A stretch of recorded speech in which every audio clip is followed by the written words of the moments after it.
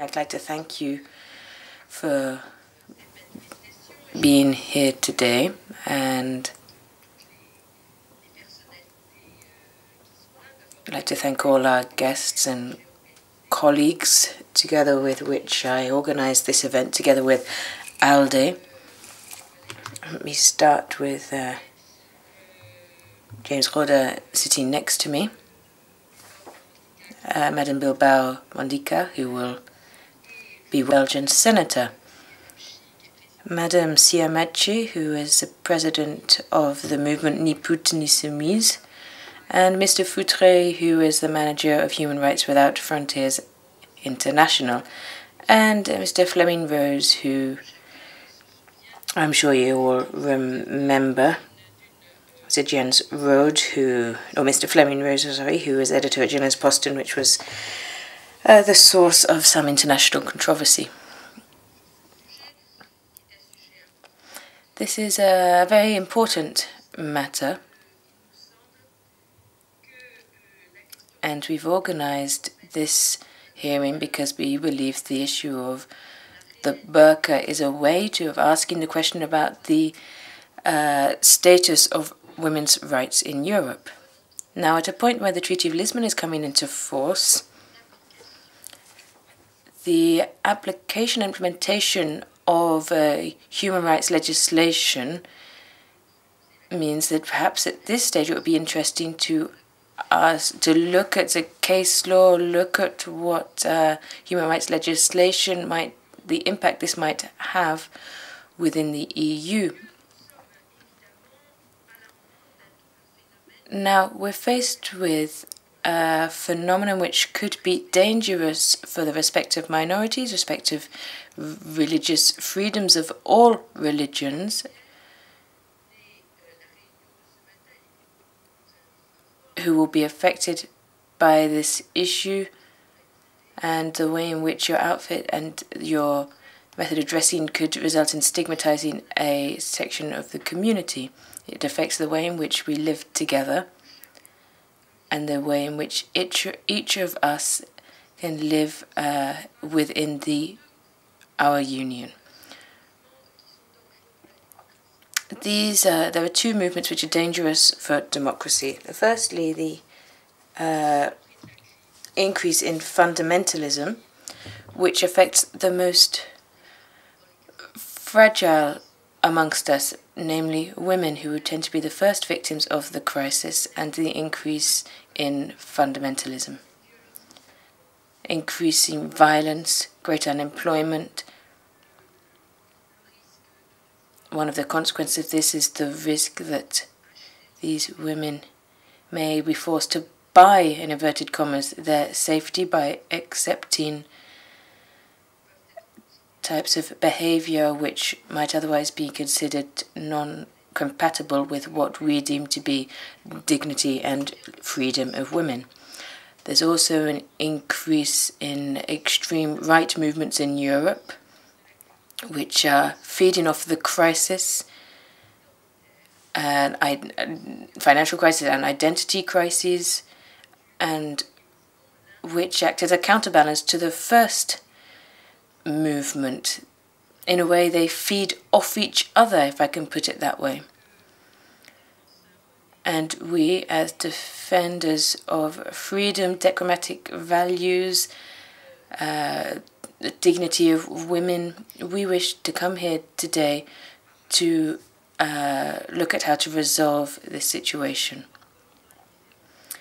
Now, if we could take a look at the different European countries and the situation in the member states.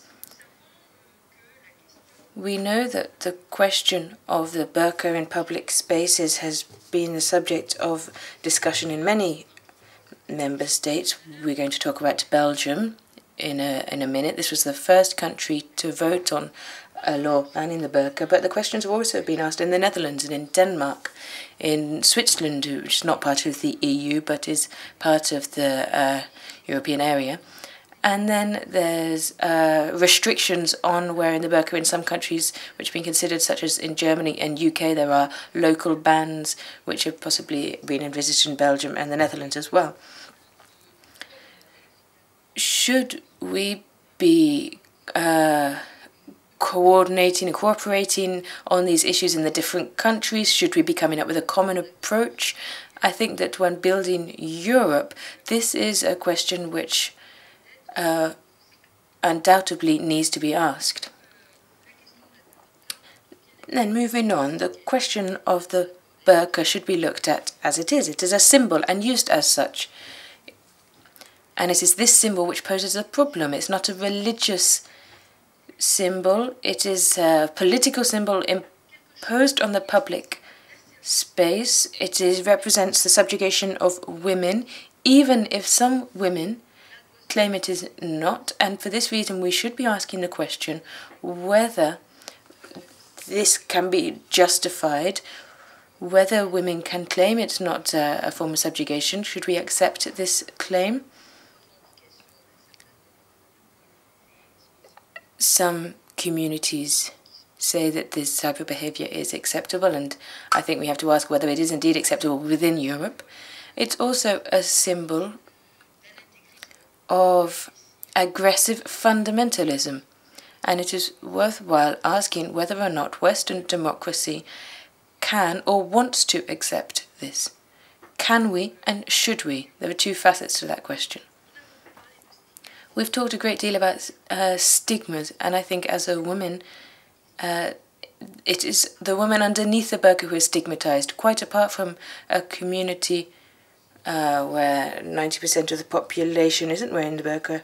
Now, we're looking at 99.9% of the population which doesn't wear a burqa, and it's often the women who are subjected to wearing this type of clothing, even though in the media we often see that women claim to have chosen to wear it. So are our values compatible with this symbol? This is the question we're going to be talking about this morning. As coolly as possible, we want to avoid any aggression, and we're going to look at the case law from the European Court of Human Rights in this area. I'm sure you're familiar with the issues here. National law on imposing a secular state within their countries. There's an enormous amount of case law in this area, especially in France, Turkey, and Switzerland. There's, as I say, a number of cases which have gone through the courts there, which have recognized the right to ban the full-face veils, either the niqab or the burqa we're just talking about, or even any type of veil which is banned, for example, in Turkey in the universities. Now, why has the European Court of Human Rights taken the decisions they've taken? There's a degree of liberty to live as we wish, and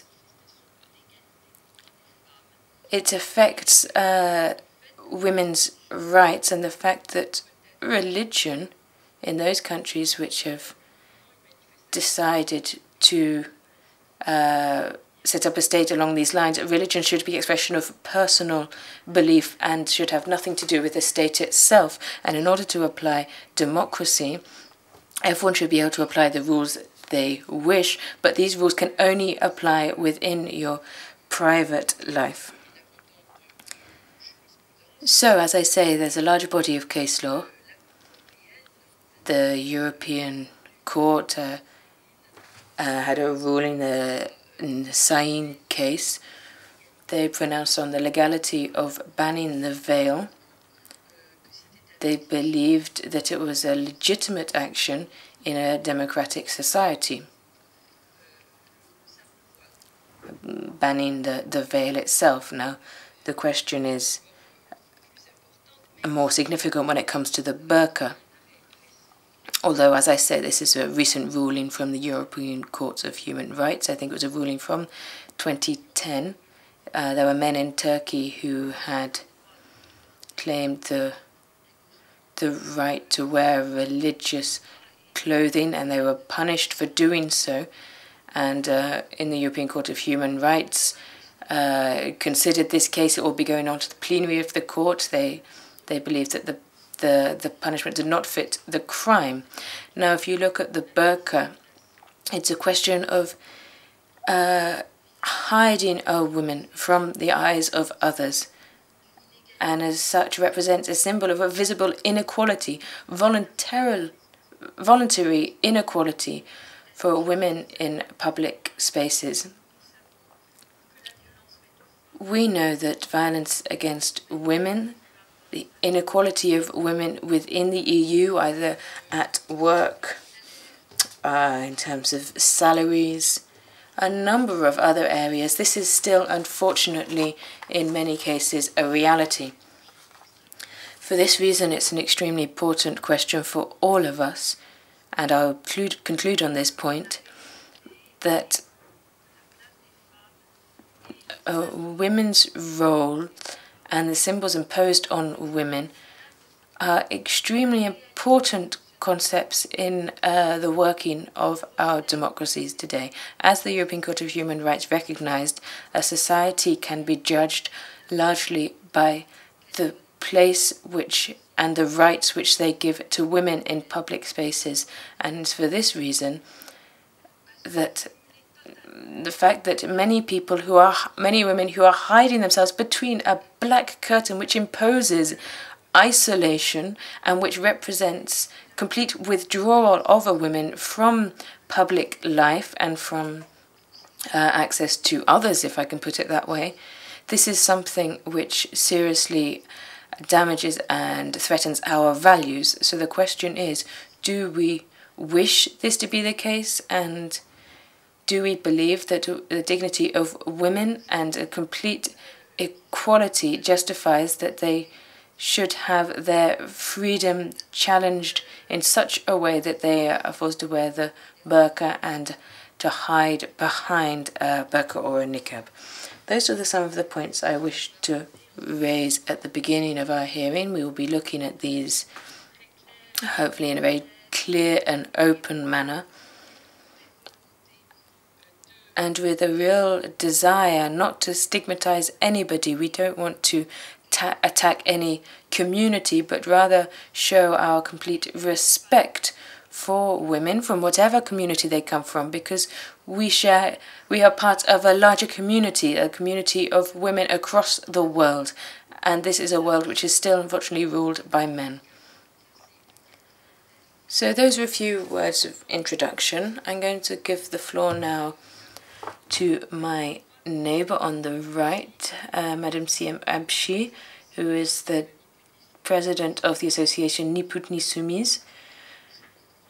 This is an association in France where it plays a very important role within the country and without the country for women, and perhaps she can explain a little bit about the origins which of the organisation, which has its roots in the Maghreb but has spread a good deal further, and which looks at the positive secularism and a constructive secularism in public spaces, by saying that the role of women in Western countries and women of different origins, we all should benefit from equal rights. Madame Abshi, you have the floor. Merci, chère Corinne. Thank you, dear Corinne. I'm very pleased to be here today because it's an achievement for us. In 2003, our organization was set up, and we've been contributing to the debate since then from the population itself, from within the population. And since 2003, we've been trying to put this issue on the agenda of the issues of the rights of women from more marginal neighborhoods.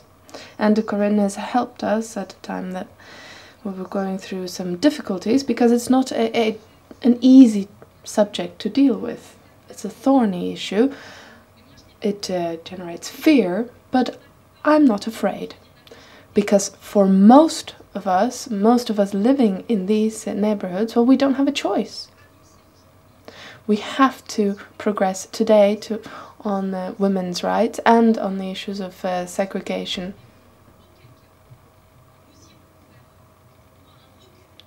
because I think if we don't, then we will see a real setback in democracy and in the freedom of individuals. And not just in the freedom of those who just arrived, but those who are already European. My name is Sibem Abchi. I'm the chair of Ni Soumises. I'm of Algerian origin and I'm French, and so I'm European. And I've travelled throughout Europe. I've set up committees in Belgium too. In Sweden we have supporters. We have supporters throughout Europe, in Spain and Italy. And based on that, I can tell you that the reality of women in the deprived neighborhoods of Europe and the youth of Europe in these neighborhoods, even though there are great differences between these all different European countries, there is a shared reality, and that is the segregation of women who are European citizens. And I think this is a real challenge. It's a challenge for our democracy in this issue of full veils. And I think we need to defend women's rights if we want to have a progress on democracy. Now, what is at stake is knowing whether we're ready, whether you're ready to fight for women now, as we did when we fought for women's rights to vote, women's rights to abortion. Because everybody has the right to freedom, to be emancipated.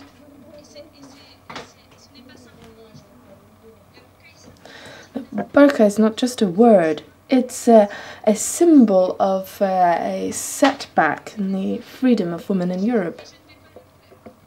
And I cannot accept that. I cannot sit idly back. And so I travel and I explain this reality to people. We've been seeing what's been happening in Afghanistan. It started a long time ago. And my organization has participated in all movements to support women in Afghanistan. It's not a matter of the aesthetics of this veil. This veil is the most violent symbol of the oppression of women. And it has nothing to do with my religion. I'm Muslim. It is rather the culmination of an arcane view of women's rights and women's position in society. It's about relegating women, and this is something that started about 20 years ago, I think, in the marginal neighborhoods of Europe. And this is something we have to fight against, this increase in the use of the burqa.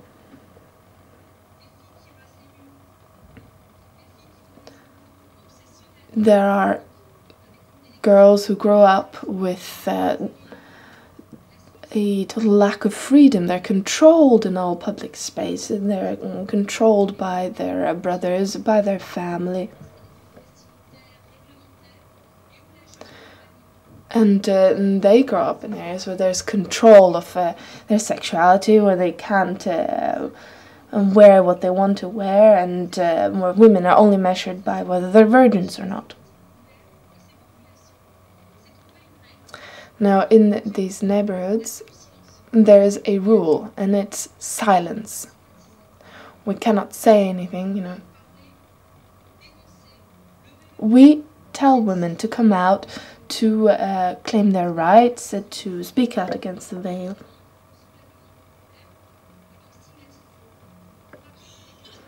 They have to fight against the stigmas that they face.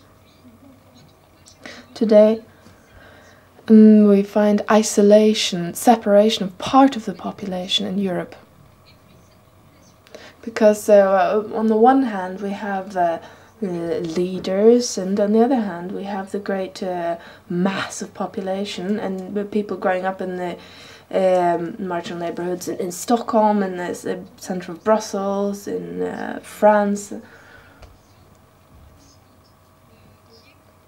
Young people there are growing up with the impression that they are not entitled to equality like the rest of the population. I call this an inverse discrimination.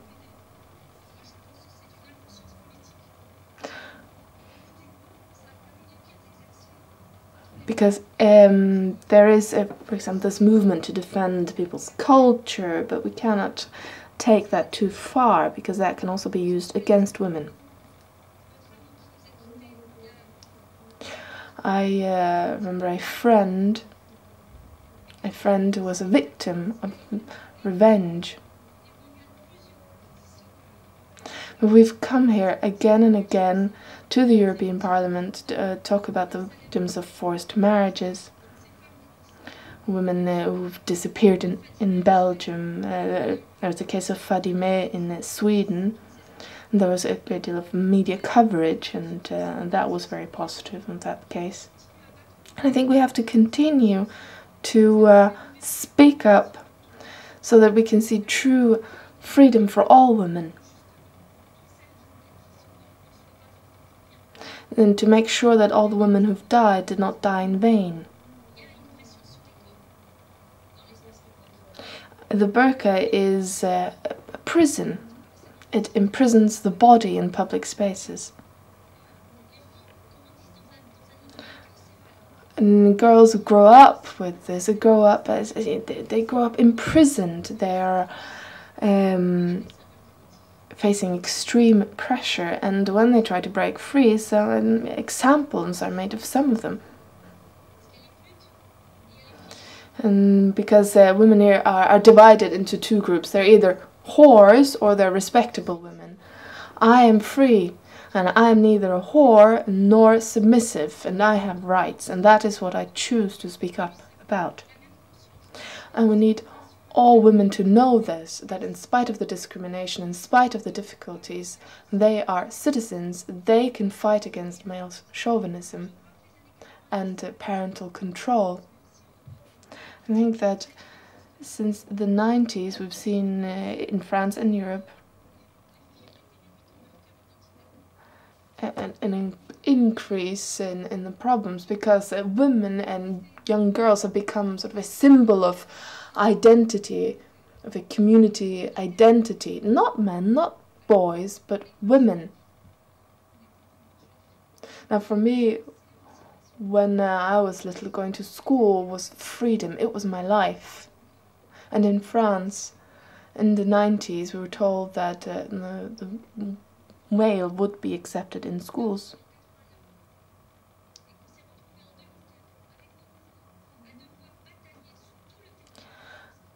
And that was a setback. And what my organization is trying to explain to people is that the difference between the 90s and today is the pressure on women. Women are harassed. And then there are problems. Women, for example, girls, they don't participate in sports, and they cannot participate in many of the activities others participate in. They're not allowed to. And this is what happens in France and elsewhere. And we cannot sit idly by, because that will not help. And this is inverted racism. I mean, these are young girls, they grow up, they're French. Yes, sure, we have certain origins from elsewhere, but we're French. And I speak out against aggressions against women because, well, I am who I am. I'm French, I'm a woman, I'm Muslim, and I have to explain to people again, yes, I am Muslim. And part of politicians and in politics, people have accepted these males as a part of social affairs. It's not a matter of religion.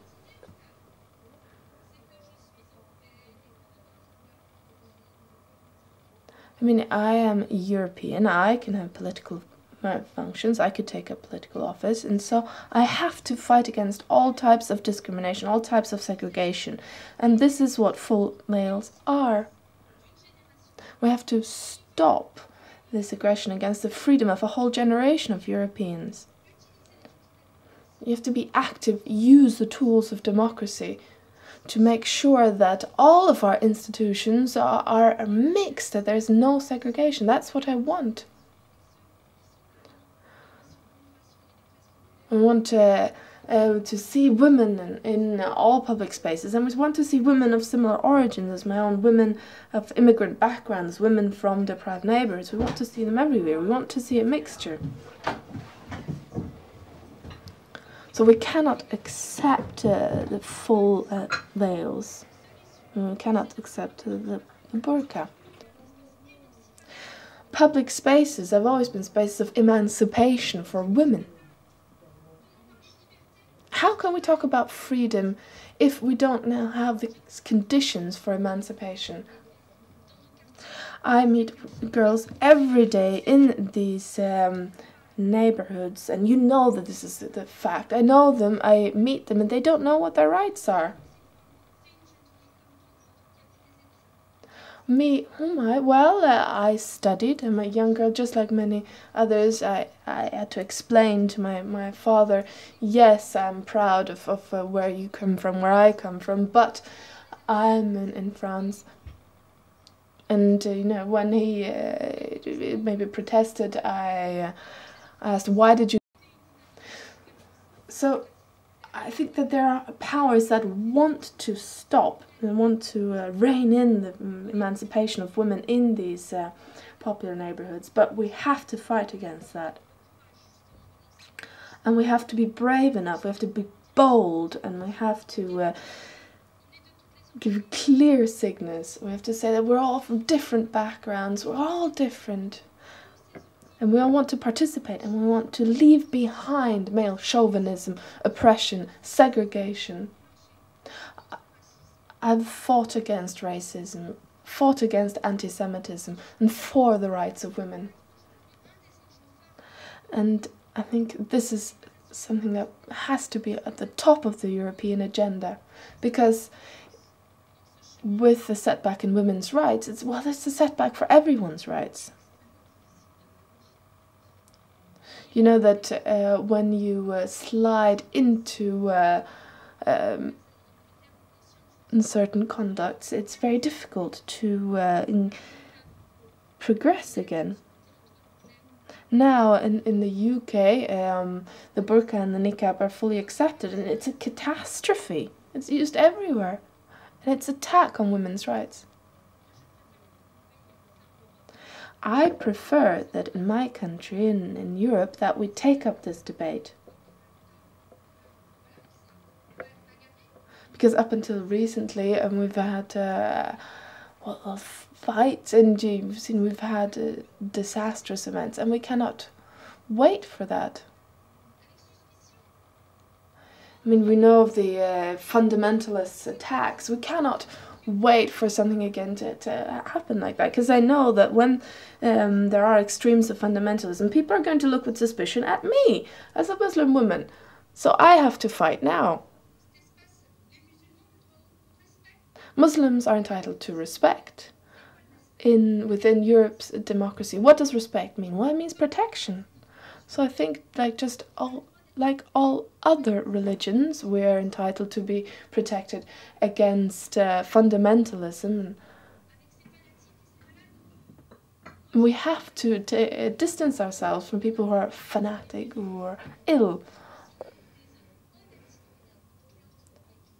But there are many Muslims who are honest European citizens. They're upstanding citizens, and they don't want discrimination. They don't want racism. We have to continue to fight, and we have to say over and over again that women have to be respected in public space. Public space is a space to fight for our democracies as a vision, because in public space we have interaction, with participation.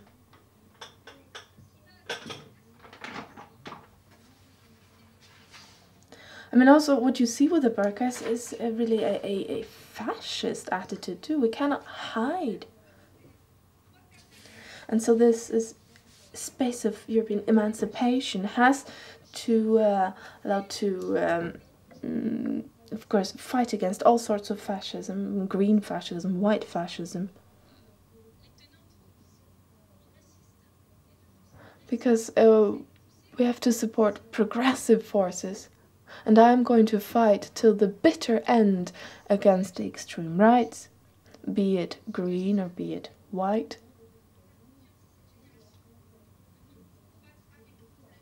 And I trust that the generations and coming generations will fight with me and for me. Thank you.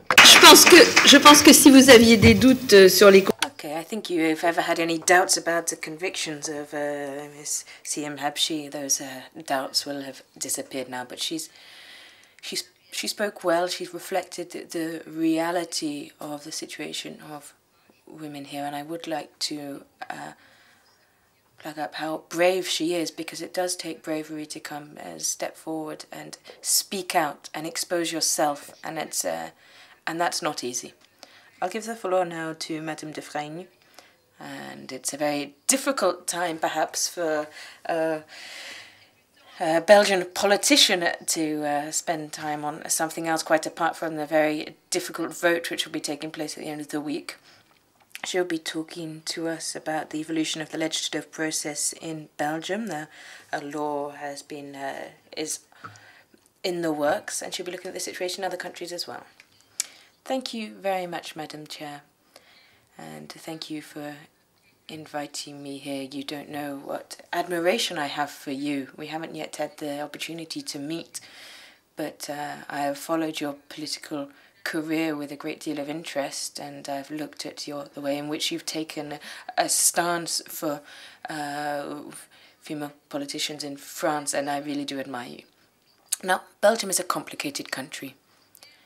It's a complicated country. You'll have seen this. We're at a time right now where it's an electoral period, and it's clear that the election, which will be taking place in 3 days, it's fairly, the future of our country is fairly uncertain.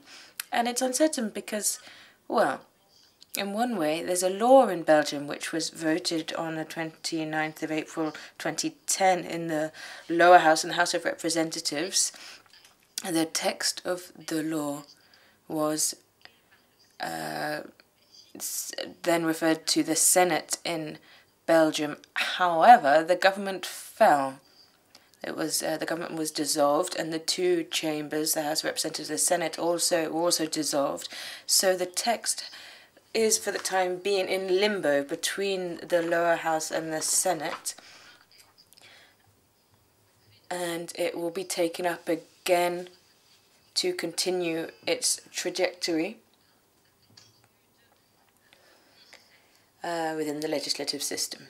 For the time being, now in Belgium, we are to a certain extent,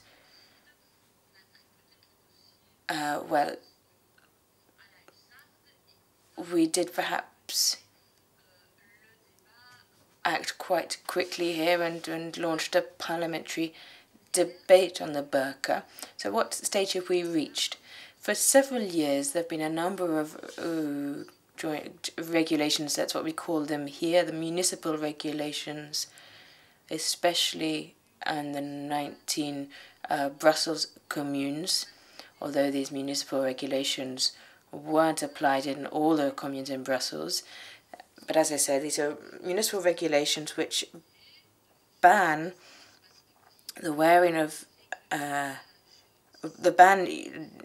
being in public spaces with your face hidden to the point that you are unrecognizable.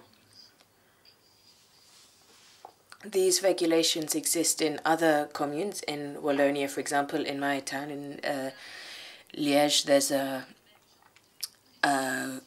regulation along the same lines.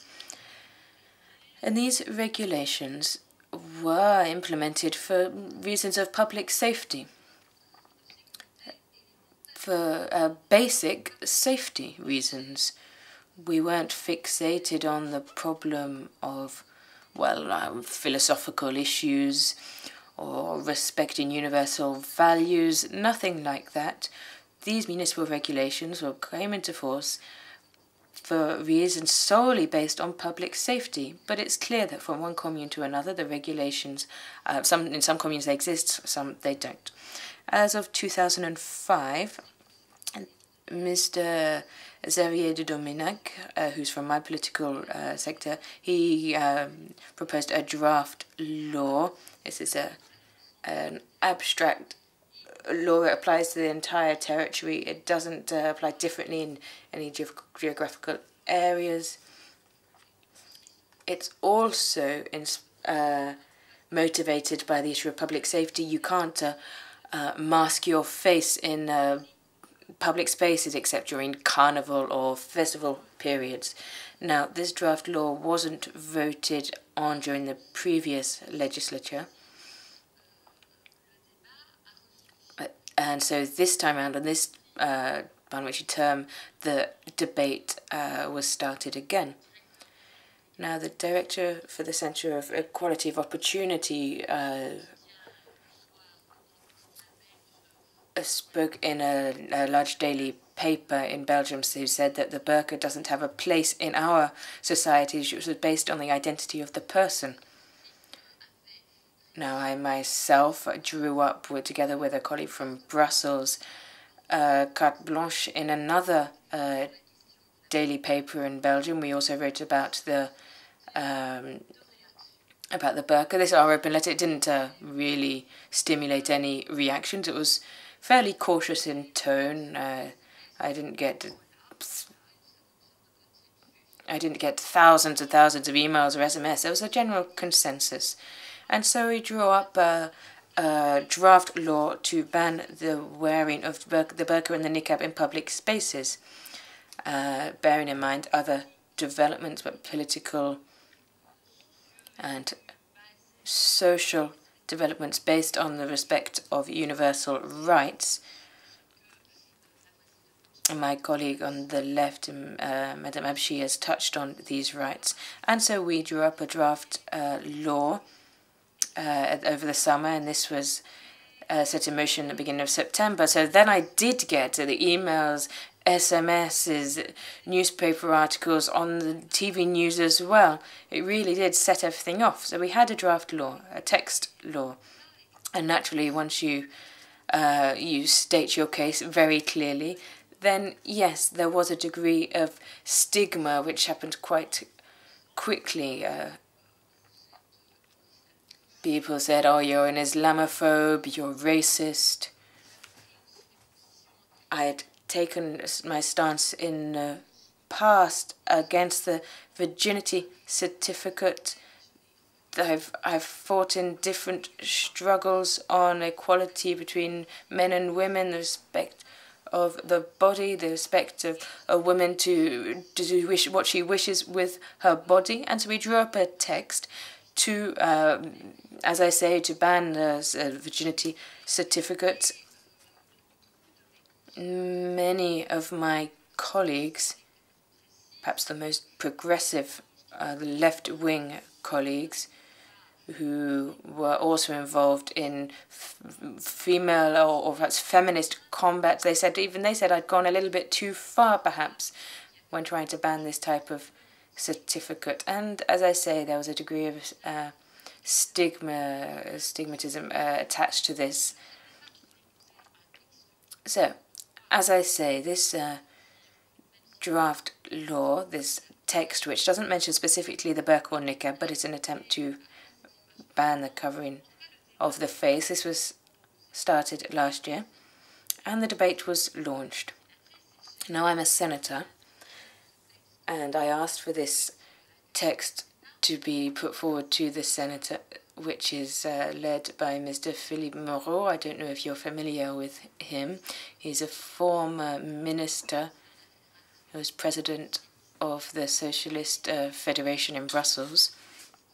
And he was also mayor of Molenbeek, which is one of the 19 communes in Brussels. And even if he himself had applied one of these regulations in Brussels,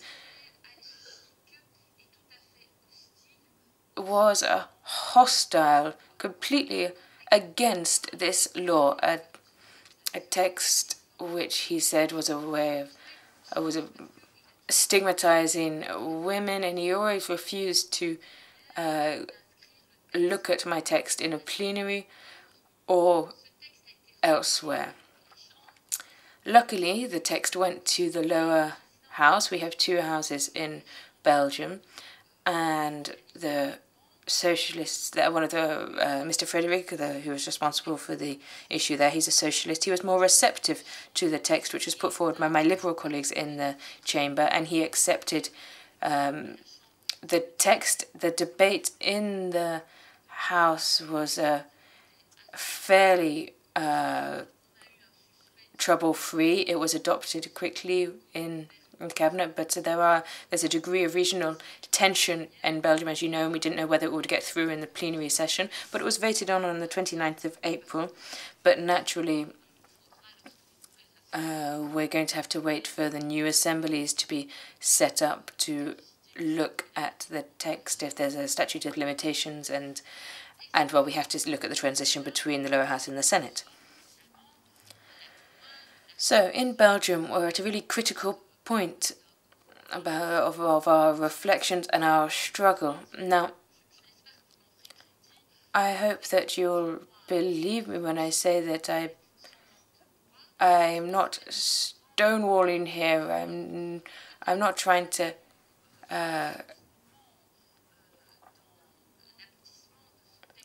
I think when looking at the path this text is taking on, the banning the burqa and the niqab, perhaps we need to address the question of how cautious we've been in the use of the veil as a whole. Now, on the veil, well, let me explain. The burqa and the niqab don't pose intellectual or moral problems. I completely agree with my colleague on the left when she says that it's a type of fascism. It's a type of fascism, and I'm not afraid to say that. I have said this in the past. It is a way which enterré. It's equal to as a symbol to the swastika. I mean, it's denying someone their identity, their personality. So I can see you, but you can't see me. You can't see the changes in my expression. You can see the women underneath the veil, underneath the burqa, has no right to identity, to expression, to be recognized. She's dehumanized.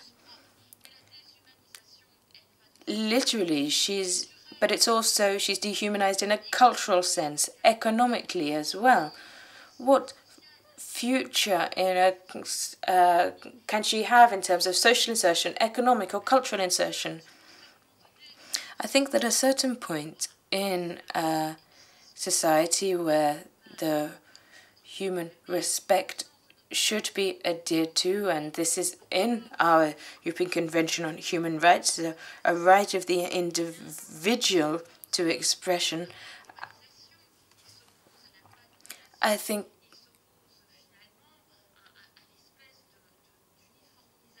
it's an introduction of a uniformization. It's a denial of identity, which is a type of fascism, and it is always the women who are victims of these trends. And why is it the women?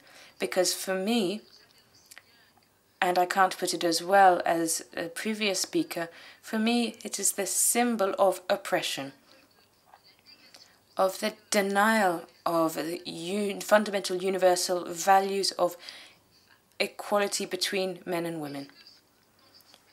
Now, is this a way of stigmatizing a religion? Of course not. Article 9 of the European Convention of Human Rights.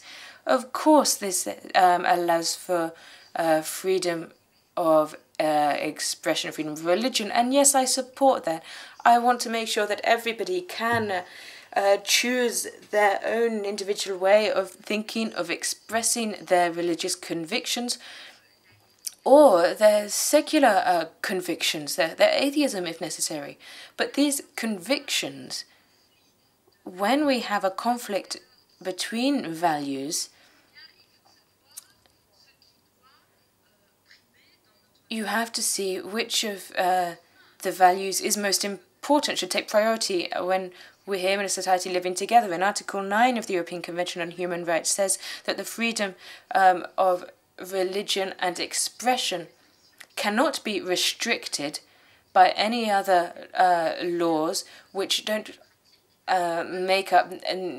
which don't pose a threat to the public security, to the enforcement of law and order, to public health, or the protection of rights and freedoms of others. So those are the cases in which freedom of religious expression can be limited.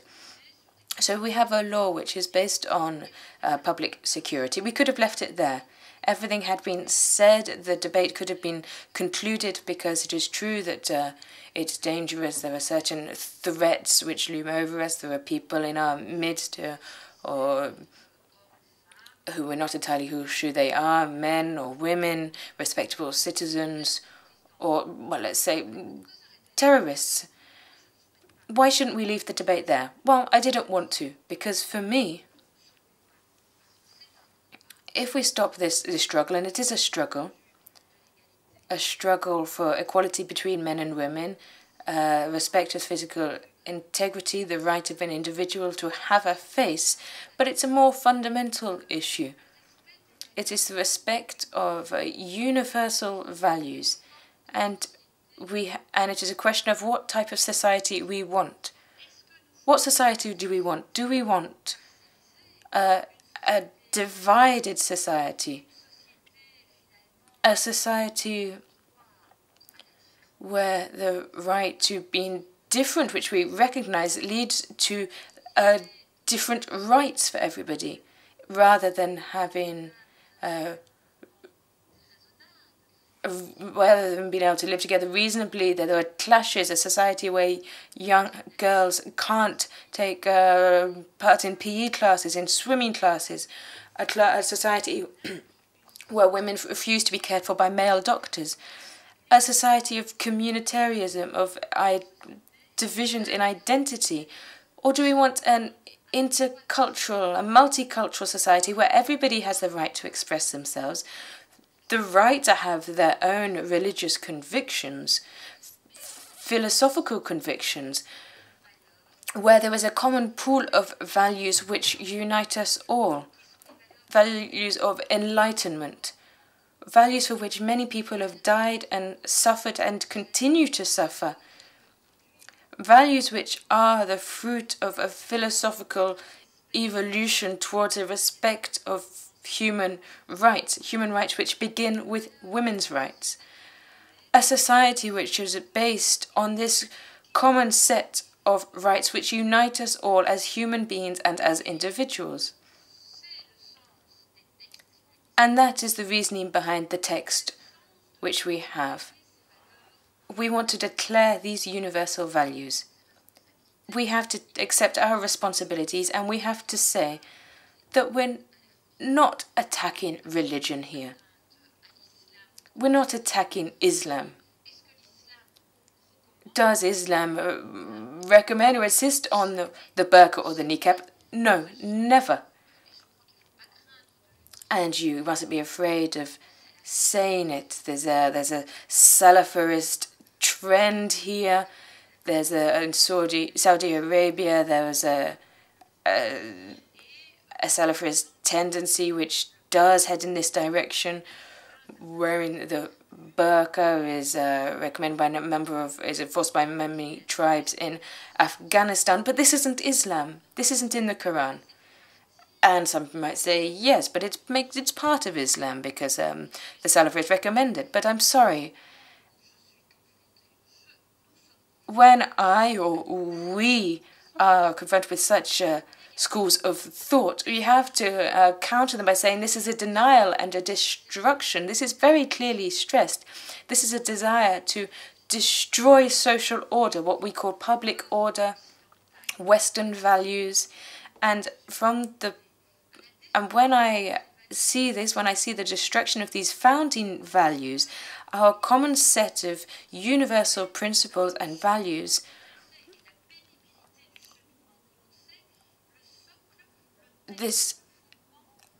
the very basis and foundations of our Western values, when I see that this is it's a weapon of mass destruction targeting our values, and I see this, when I see this, it is fascism. I'm going to use the words used by my neighbour here.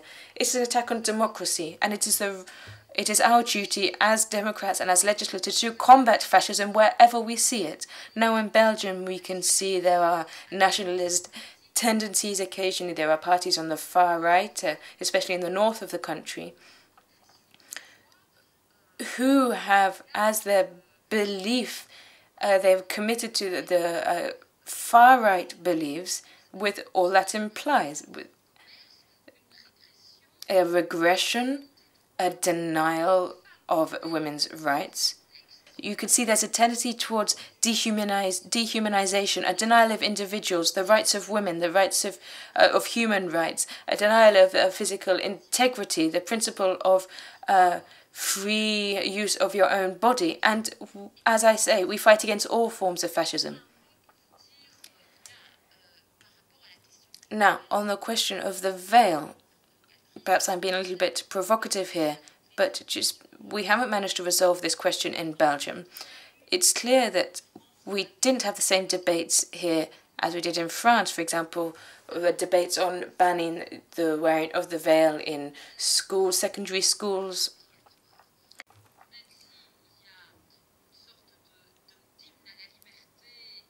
There is perhaps complete freedom of expression and religion, but there is a debate underway. For example, in the 2007, the Ministry of Education published a number of directives along these lines. As I say, I'm not going to talk about Europe as a whole because I haven't got time, but I would like to add that my feeling is that we're far from reaching a uniform approach or uniform capacity to have a unified legislation across Europe. If you look at France, and I'm sure Corinne Lepage can explain this a great deal better than I can. I was lucky enough to meet the parliamentary delegation led by Mr. Gerin when they came to the French embassy a few months ago. It was the end of 2009, I think. He'd not yet taken a position on the question, and the report was not yet finalised. But I think things are a good deal more complicated than we might think. In Belgium,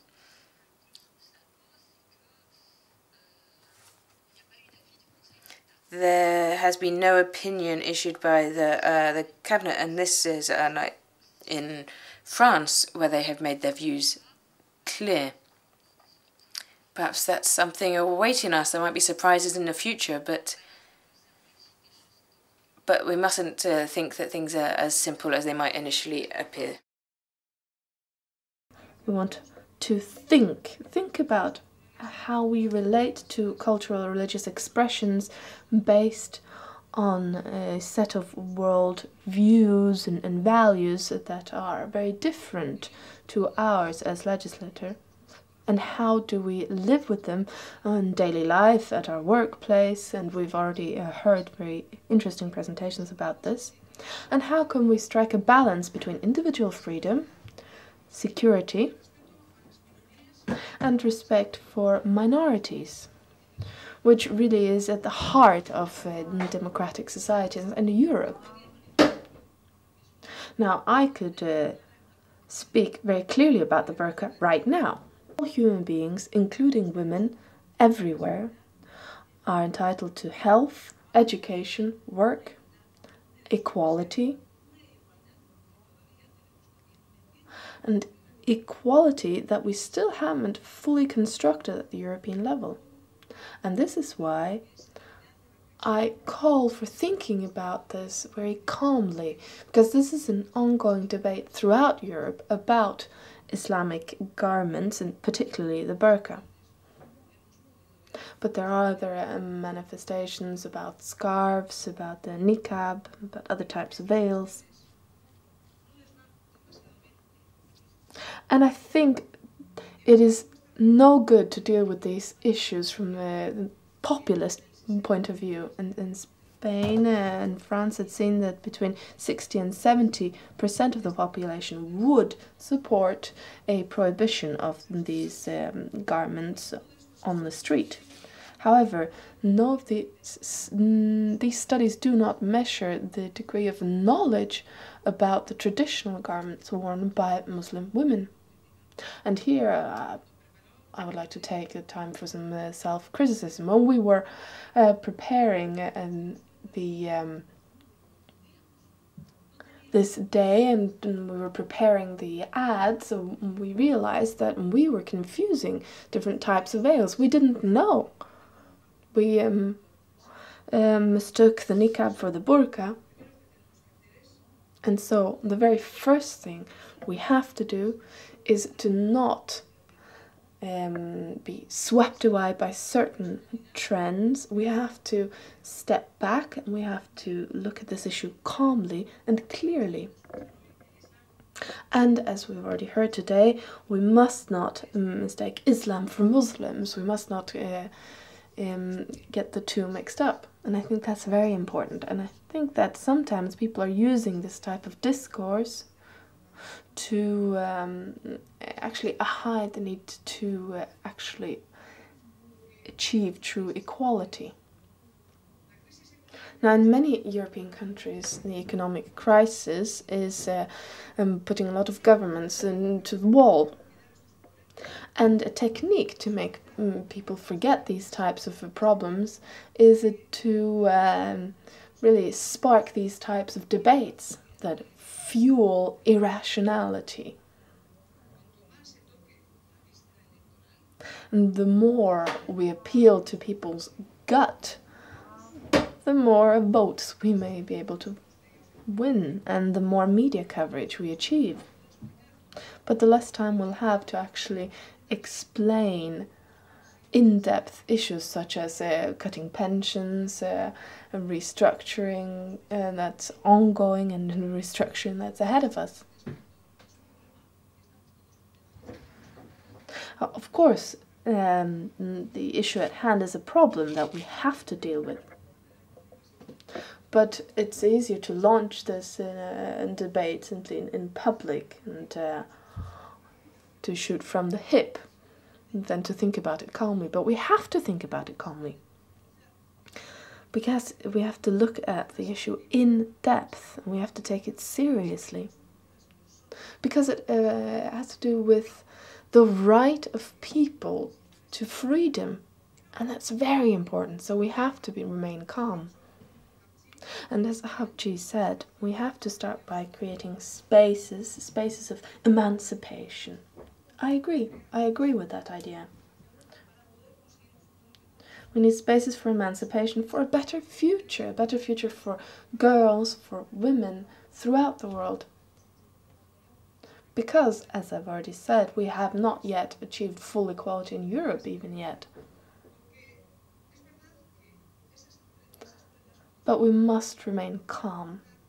It is true, when these garments are imposed on people, they undermine people's rights, individual rights, and moreover, they may be a problem for public safety and security.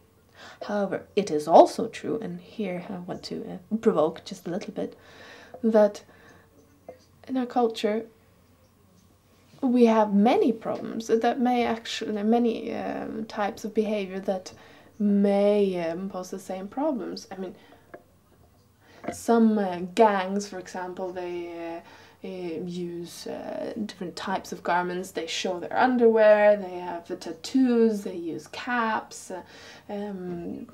signal certain things with their clothes. Now, I don't want to compare one to the other,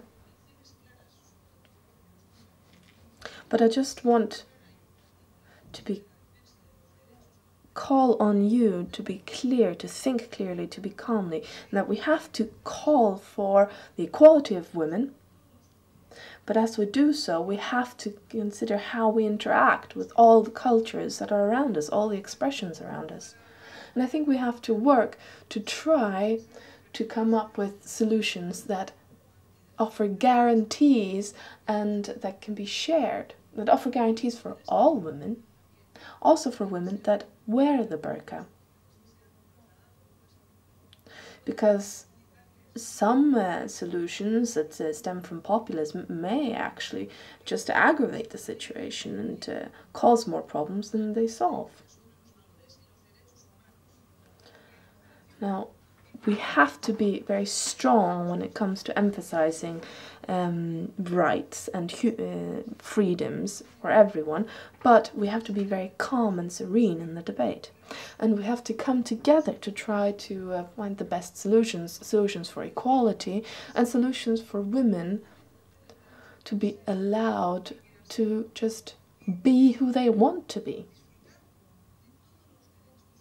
and enjoy or benefit from all human rights and full equality under all circumstances. Thank you.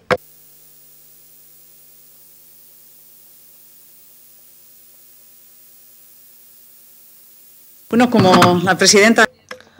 Now the chair has given me the floor, so now I'm going to give the floor to Willy Autre,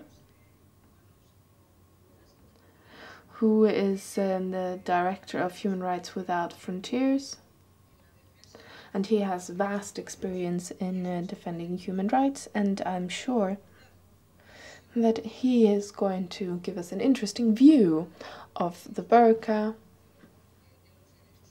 and of human rights and women's rights. You have the floor. Thank you for giving me the floor, and thank you, Mrs. Lepage, for inviting me to this debate and exchange of perceptions about the full veil issue in its various forms.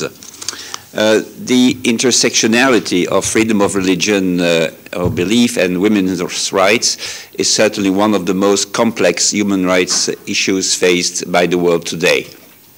Down through the centuries, religious extremism and interpretation of holy books have shaped traditions and cultural stereotypes in a number of patriarchal societies. Some of these traditions and stereotypes have been detrimental to women and have survived until the third millennium. The religious, sacred, and cultural are sometimes so intimately interwoven that it's difficult to differentiate between them.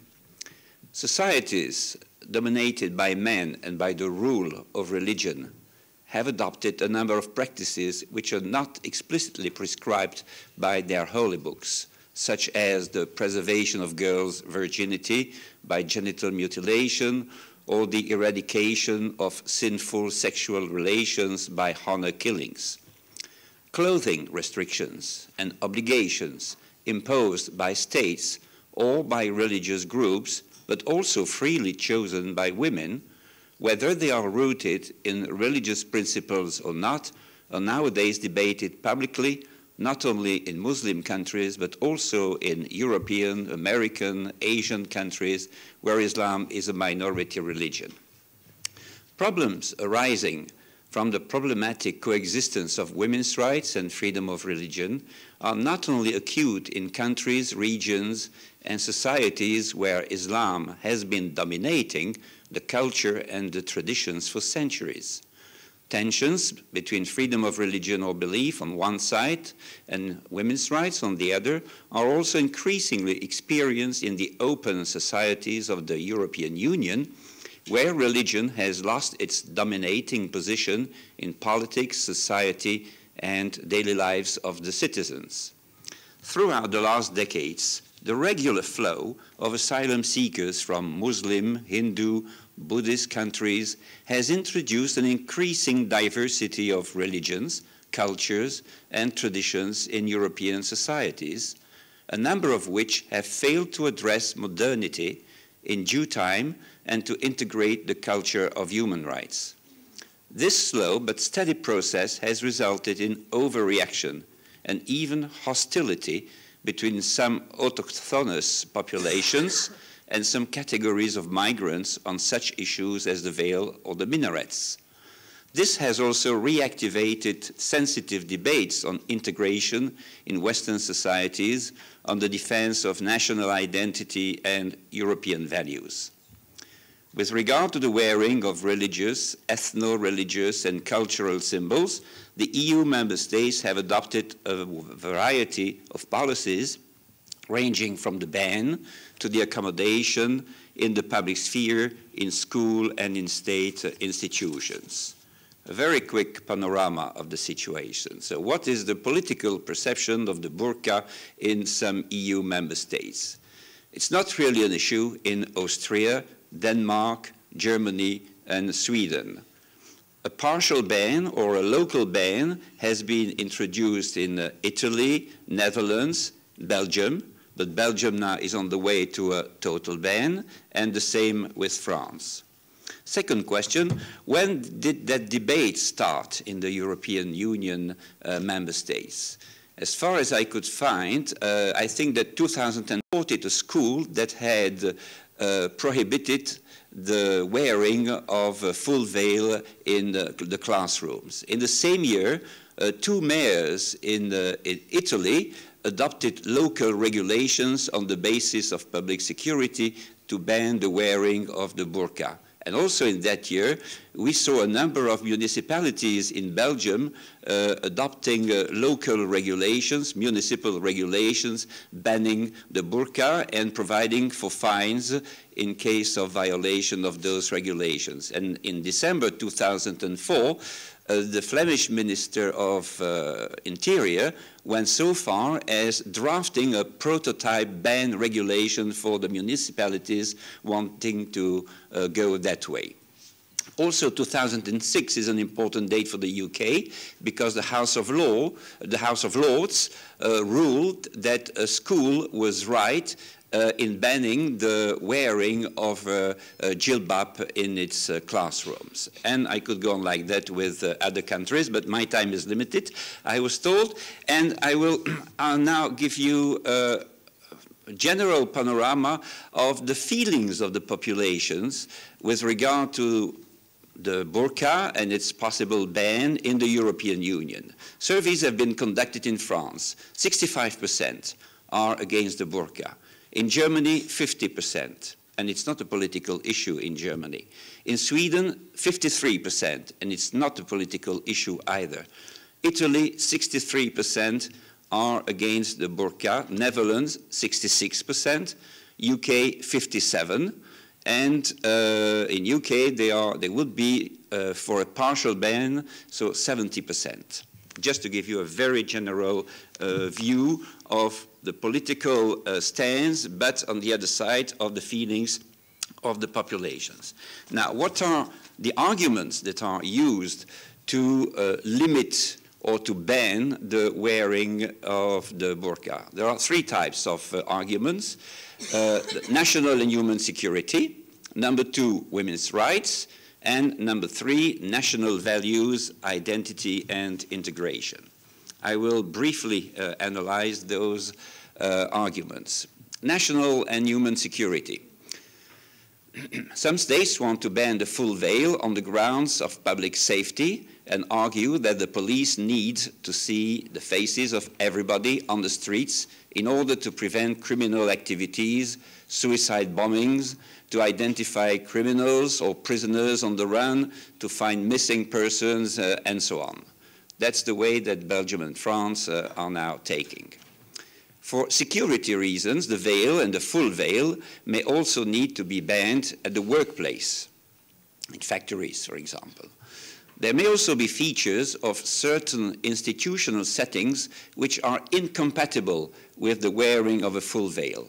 For example, people must be identifiable by teachers and professors for a university exam, by healthcare institutions, for medical exams or surgery, by social and administrative services, for social allowances, passports, ID cards, etc., at post offices to get a registered letter, on public transport for holders of a pass, and so on. Some argue that in some cases terrorists and criminals have worn a burqa to hide from the police and the authorities, and that one of the suspects of the failed bomb attempts in London in 2005 wore a niqab as a disguise. We know that Al-Qaeda and the Taliban have drafted young men and even young men and even women to disguise themselves to organize suicide bombing missions. Women's rights, number 2.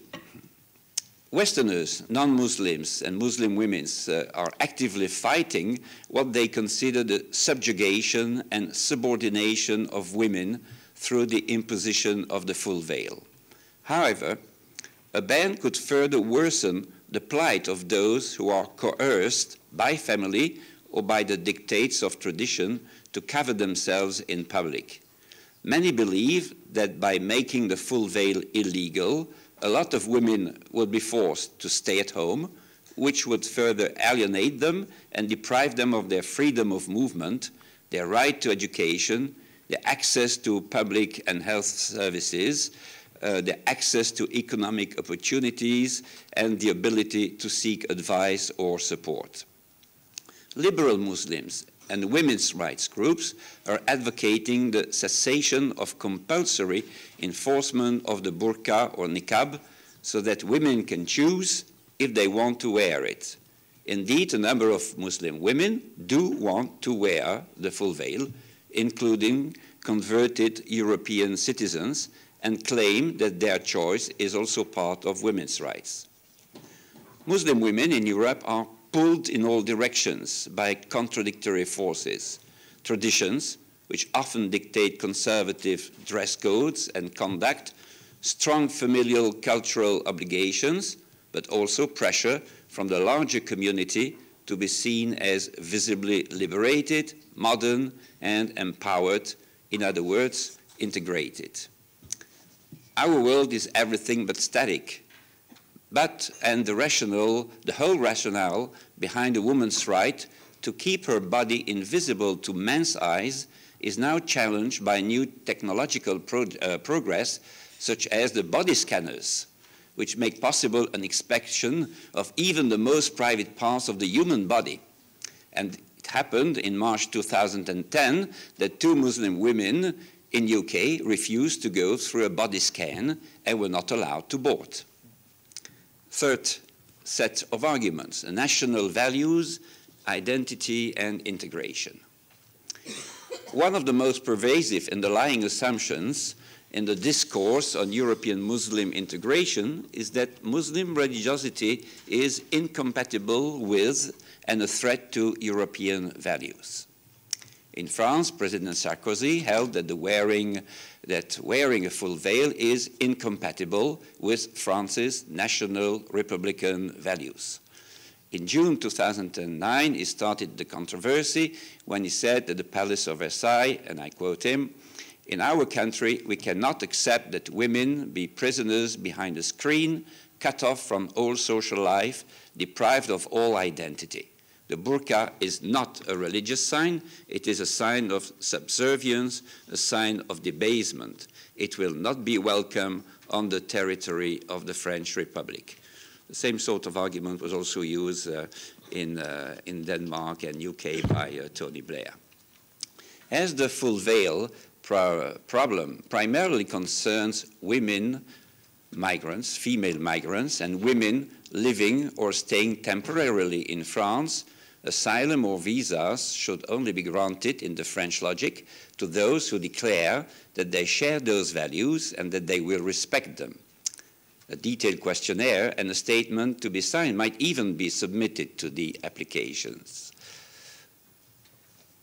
It's a bit provocative, but that's just for the debate afterwards.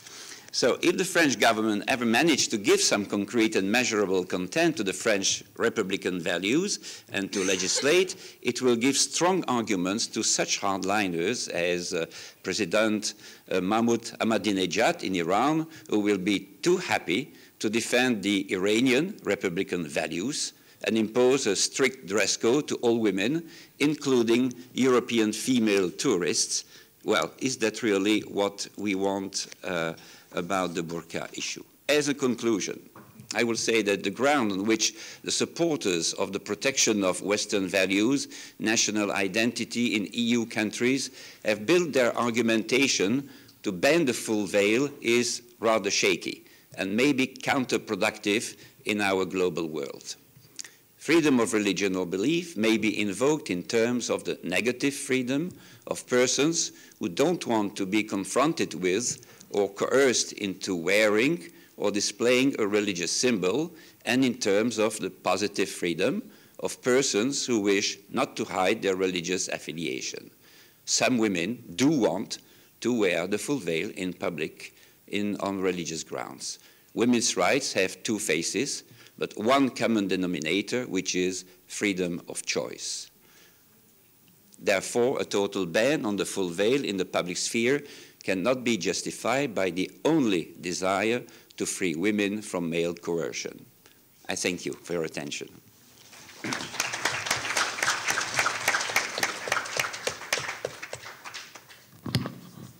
Muchas gracias. Voy a dar... Thank you very much. I'll give the floor now to Mr. Jens Schwollens, and then we'll move on to the presentation of our next speaker. Thank you very much.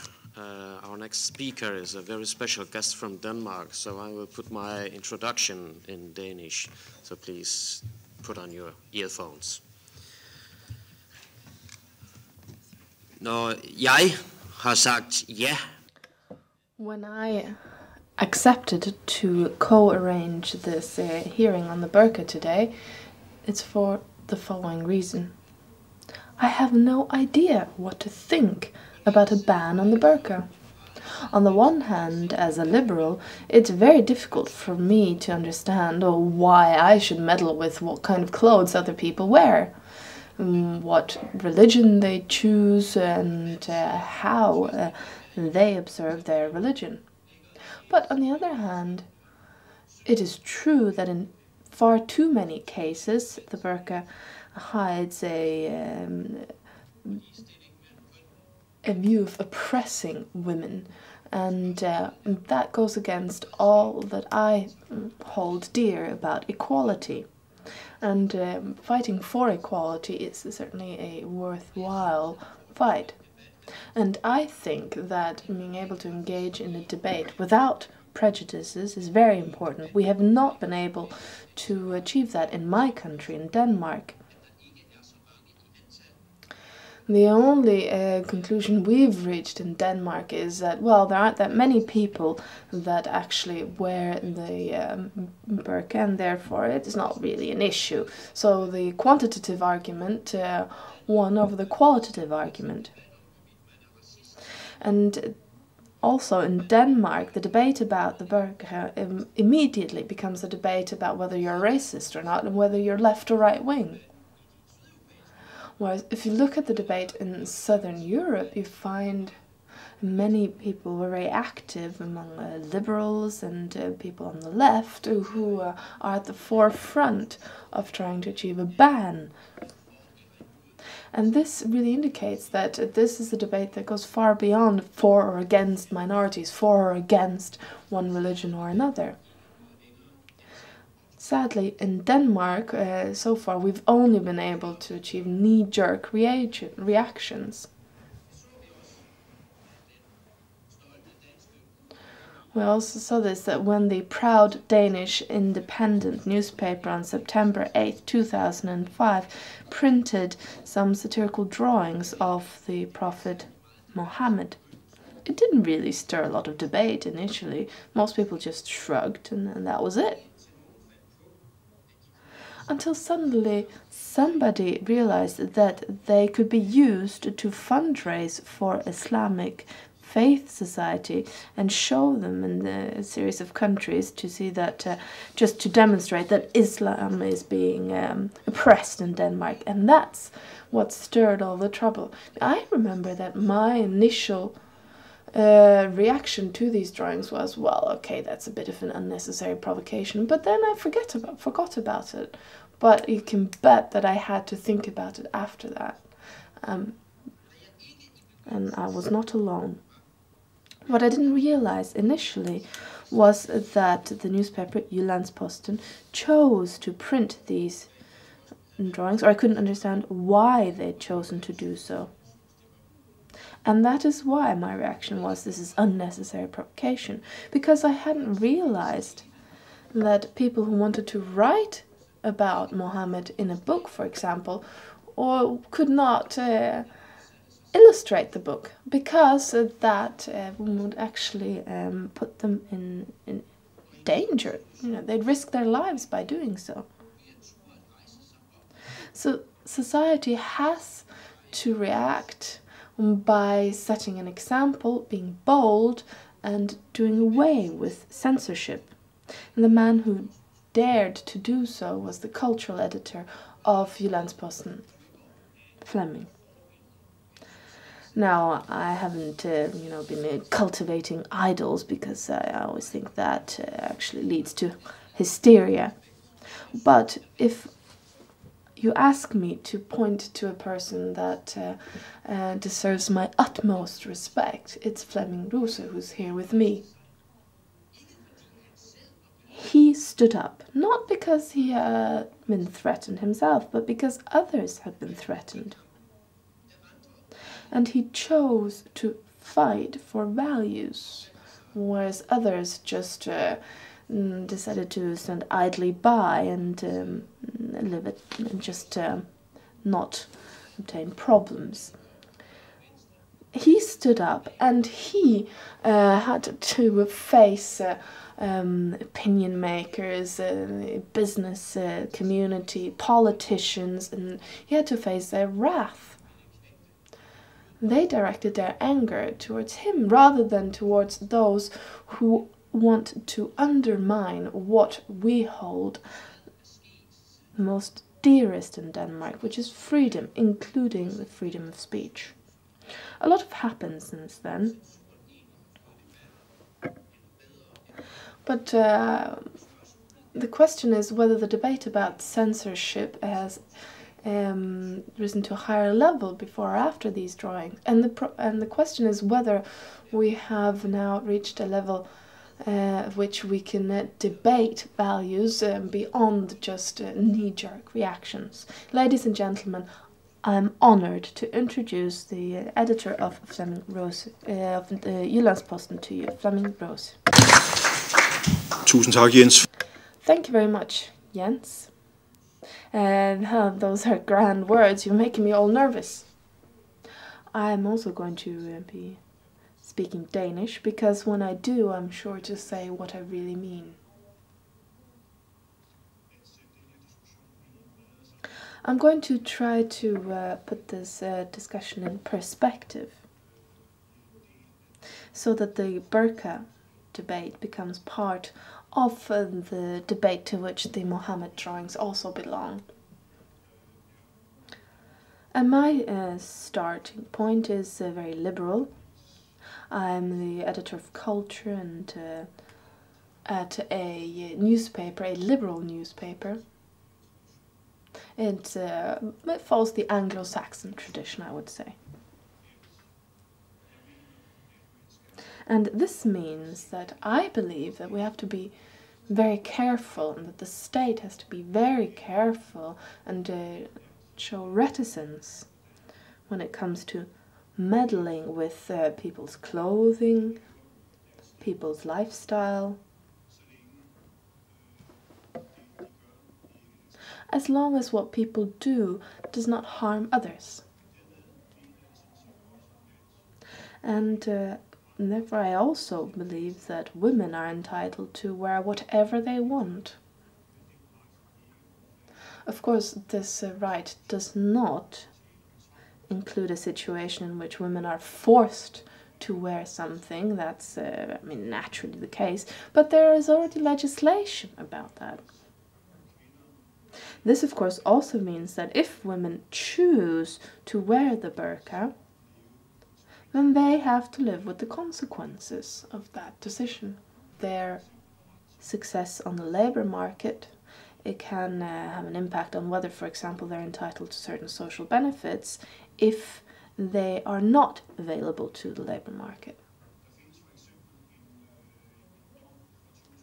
And for example, there's a 2008 decision from the European Court of Human Rights. A Hungarian communist at the time was sentenced for showing a totalitarian symbol in public space. He was wearing a jacket with a star on it. And it symbolized Hungary's recent past, its communist past. The case was brought to the European Court of Human Rights, and he won. The court decided that he was entitled to, under the freedom of speech, to wear such a garment. And I think the burqa is part of the same debate. Fundamentally, I think we can see the burqa as a form of hate speech. If we recognize that it's a part of an individual, a person's way of expressing themselves.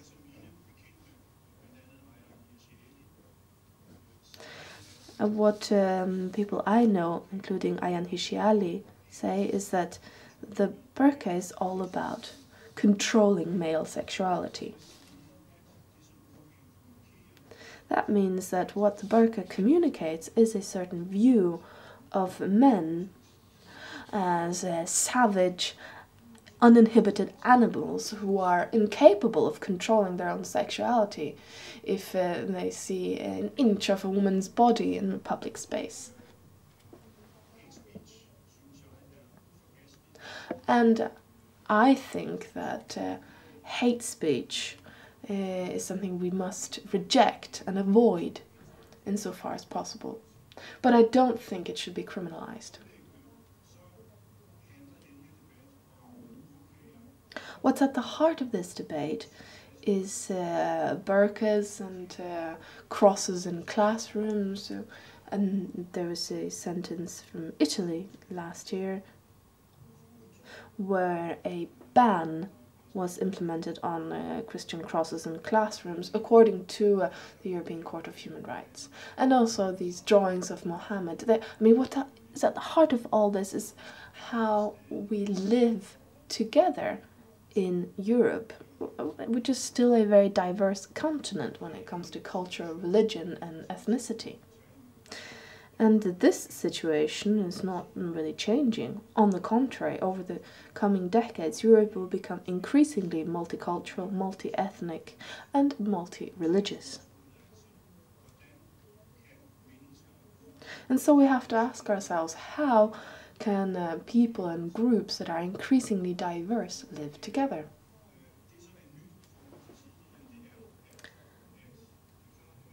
And what has changed is that, of course, we have national laws and there are attempts to harmonize legislation at the European level, and this means that never before in history have so many people that are so different had to live according to the same rules and regulations, and that is an enormous challenge. And as I said at the beginning, it is my point of view that states should be very reticent when it comes to legislation. One of the problems with this situation is that the identity has become so important. Cultural, religious, ethnic identity has become so important for our self-perception and our self-worth.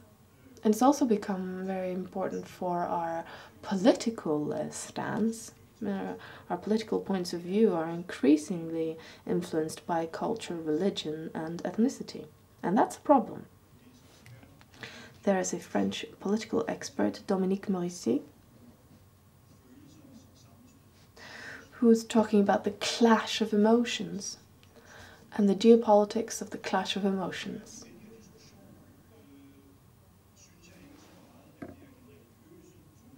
And I don't think in this debate that it is religious or political fundamentalism which is the biggest problem. No.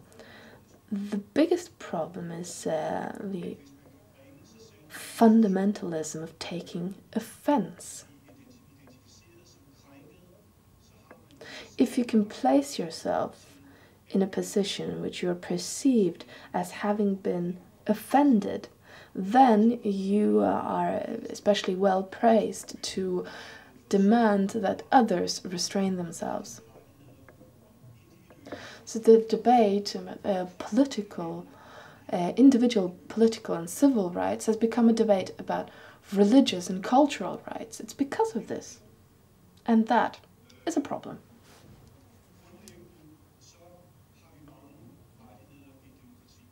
Fundamentally, we have many rights in a democracy. We are entitled to vote, we enjoy freedom of speech, we have freedom of religion, freedom of association, freedom of movement. But there is one right I don't think we should have. And that's the right to not be offended. I do not think that we can insist on having a special right, a special entitlement to not being offended. I'm offended every day. It offends me sometimes when I read Socialist Party agendas, when I switch on the TV. Just a few years back, there was a restaurant in Copenhagen called Restaurant KGB. It was named after the USSR's security service. My wife is Russian. She was born and raised there, and several members of her family suffered atrociously during communist times, and it offended her to see such a restaurant in Copenhagen. But that does not mean that we can ask for such a restaurant to be closed down. We should not be entitled to not be offended. And there's a problem in this debate about religious and political symbols and religion in public space, because on the one hand people insist on their right to display their religion in public space, and on the other hand they insist on having their religion protected from criticism. That is not compatible. You always have to give a little and take a little. I have no problem with people demonstrating their religion in public space, just like people can demonstrate what other ideas and perceptions they might have. But they must also accept that they may be subject of criticism, and that includes satire.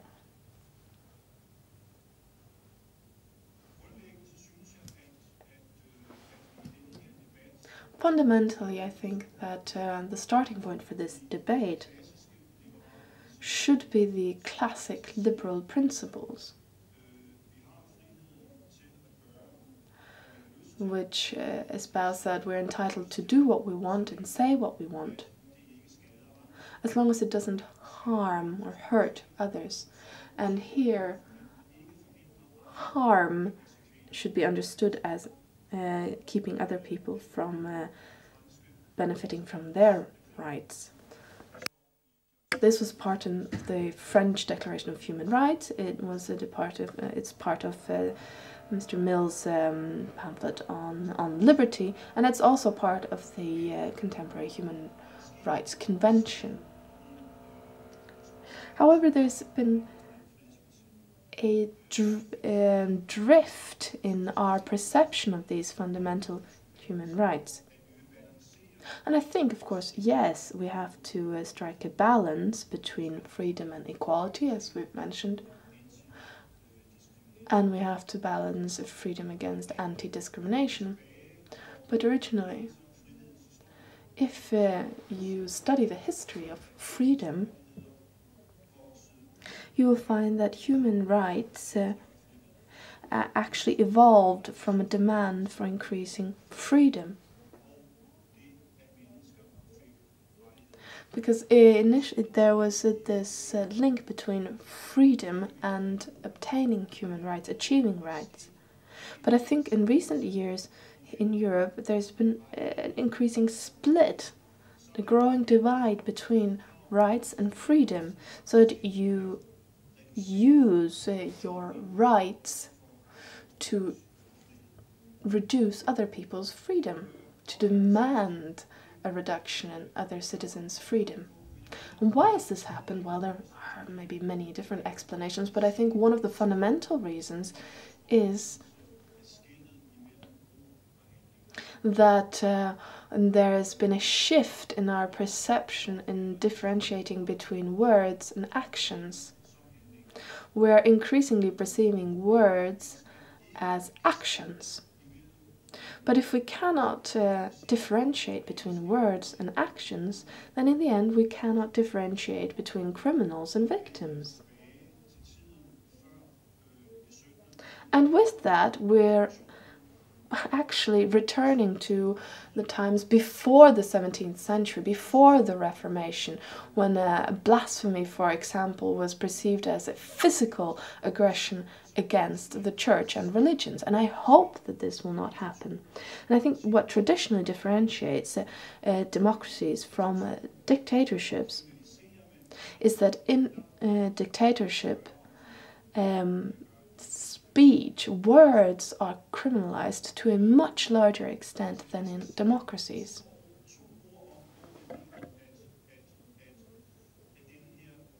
Now, if you will allow me a comment on where this lack of ability to differentiate between words and actions in modern times stems from, well, I think it comes from the Second World War and the progress of fascism in Europe in the 20s and 30s, and of course the Holocaust. Because we imagine that uninhibited freedom leads to uninhibited action. So thinking that if you are free to actually say evil and hateful things, this will sooner or later lead to evil or hateful reactions. Now, of course, I'm not going to say whether or not this is wrong, but I think this is a wrong interpretation of what happened in Germany between 1920 and 33 during the Weimar Republic, and from 1933 into the Second World War and during the Holocaust. Because there's a very clear example of why this is not true. Take the United States in the 20th century. In the early 20th century in the US, there was very clear racism. There was segregation between blacks and whites. And there were examples of black people being lynched. And there was a ban on marriage between blacks and whites. And at the beginning of the 20th century, at the same time, in the US, there were very strong limitations on the freedom of speech, and the interpretation of the First Amendment, which espouses freedom of speech, was interpreted in a very, very limited manner. And a lot of types of expressions were not allowed. Over the 20th century, freedom of speech has been increased. Every Supreme Court judgment since the early 20th century has allowed people to say more and more, and this includes racist expressions and what we call hate speech. But at the same time, over the 20th century, the US has become a society that's less and less racist, and these laws of banning interracial marriages has been annulled. In 2008, the first black president was elected, and in 2005, the first female black foreign secretary was elected. So over the 20th century, the US has become a less racist country. At the same time, people in the US have enjoyed greater freedom of speech. And I think this is something we must bear in mind in Europe when we talk about the freedom of speech and when we discuss laws that may limit the freedom of speech. So of course the question is, what can we do? Where to go from here? And I think there fundamentally are two ways in which we can tackle this situation. Then the situation that I mentioned, we're increasingly diverse, ethnically, culturally, and religiously. We could, on the one hand, say that if you respect my taboos, I will respect your taboos. But if it's a criminal offense to deny the Holocaust, then it should also be a criminal offense to publish Mohammed drawings. Now, I'm not saying that they are the same. I'm not equating the two. There are great differences. But I think that we should all be entitled to express opinions, even opinions that we would reject on moral grounds. If we follow those rules, you respect my taboos and I respect yours, then, well, there won't be much left to discuss ultimately in public space, because, well, you could play the taboo card every time somebody says something you don't like. And that will lead us to living in a continent under the tyranny of silence. The other road we could go down is looking at what minimum rules do we need to live together in a multi-ethnical, religious and cultural society in order to prevent violent conflict and clashes. And I think that is what we need to discuss. And it's a paradox, the fact that we hail increasing diversity in Europe, but on the other hand that we also welcome a Europe in which we can say fewer and fewer things. I think increasing diversity in religion and culture must be met with increasing diversity in what we can say in public space in Europe. Thank you very much for giving me the floor. Thank you very much. And now I think we will open the floor to all of you to have further discussions and questions and answers, of course.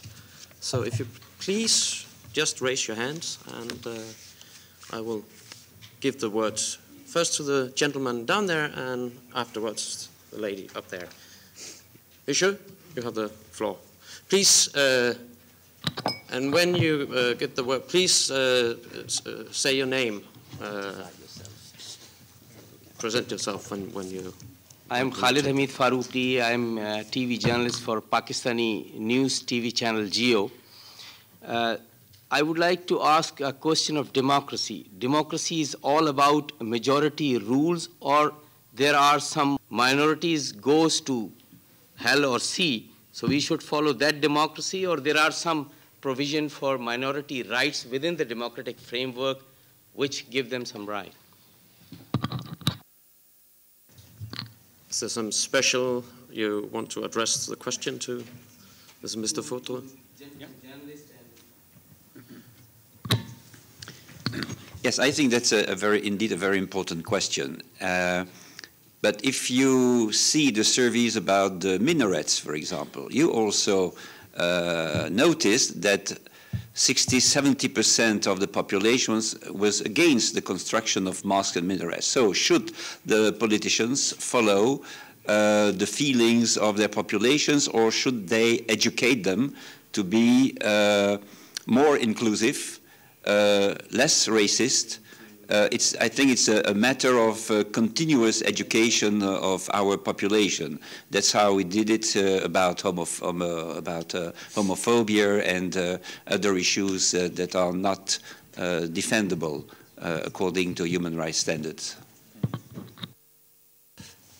Yes. Well, first, I think that you should be very careful talking about group rights. I think it's very, very important that individual rights come before group rights when you talk about minority and majority matters. If you take the Muslim population in Europe, I would say basically that Muslims are granted rights as every other European citizen when they are citizens of any European country. The problem, to my mind, is that it is within the Muslim communities that individuals are not able to exercise the rights they are being provided with by the European states. Just to take one example, in Sweden, in Malmö, there is a big immigrant ghetto called Rosengården. And the Swedish Ministry of Immigration did a survey on people living there. And there were some of the Muslim women there saying that they had fewer rights within this community than they had in their countries of origin, because there was a religious thought police going around and intimidating women when they were not wearing the veil, and they were forbidding women for letting boys and girls playing together on the same playground. This has nothing to do with the rights these people are being granted by the Swedish state, but it has to do with the kind of self-established community rules within Muslim communities. And I think there is a problem that not every citizen with a Muslim background are able to exercise his or her rights within those communities while they are being granted these rights by the liberal democracies in Europe. I think Mrs. Lepage wants to come in on that too. Please, Madame Lepage. Oui, Yes, I fully understand your question, of course. But, and it's clear that given your wording, sending people to hell or to sea, well, it seems that under democratic principles we can't, well, it's not an option. But if I might, I'd like to take a different approach. If a minority argues for polygamy, for example, they want the right to force marriages upon women, or they want to ban their daughter from going to school. They want to forbid their daughter for being cared for by male doctors. Is that acceptable? I don't think so. I don't think so because I argue for equality of right for all women, whatever their origin. So you can see, in reply to your question, the way you worded your question, sir, is very important. It's not a question, of course, of following populist tendencies. When I spoke earlier, I'm not entirely sure if you were here, but I said we were worried about increasing nationalist tendencies in the European states. And I think the best way of counteracting these trends is promoting equality of rights. And I can't accept a society where women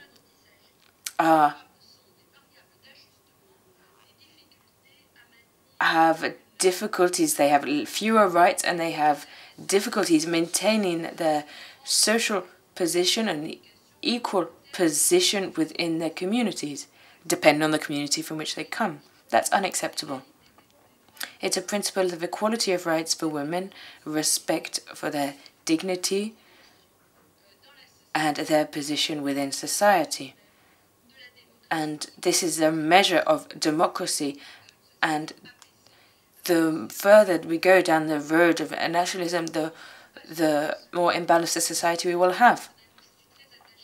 Personally, I am very attached to democracy and social calm, and for this reason we do need to fight against these tendencies. My name is Isabelle van de Gucht. I'm working for the British Council, but I will ask my question in French because I would like to address to Mrs. Lepage.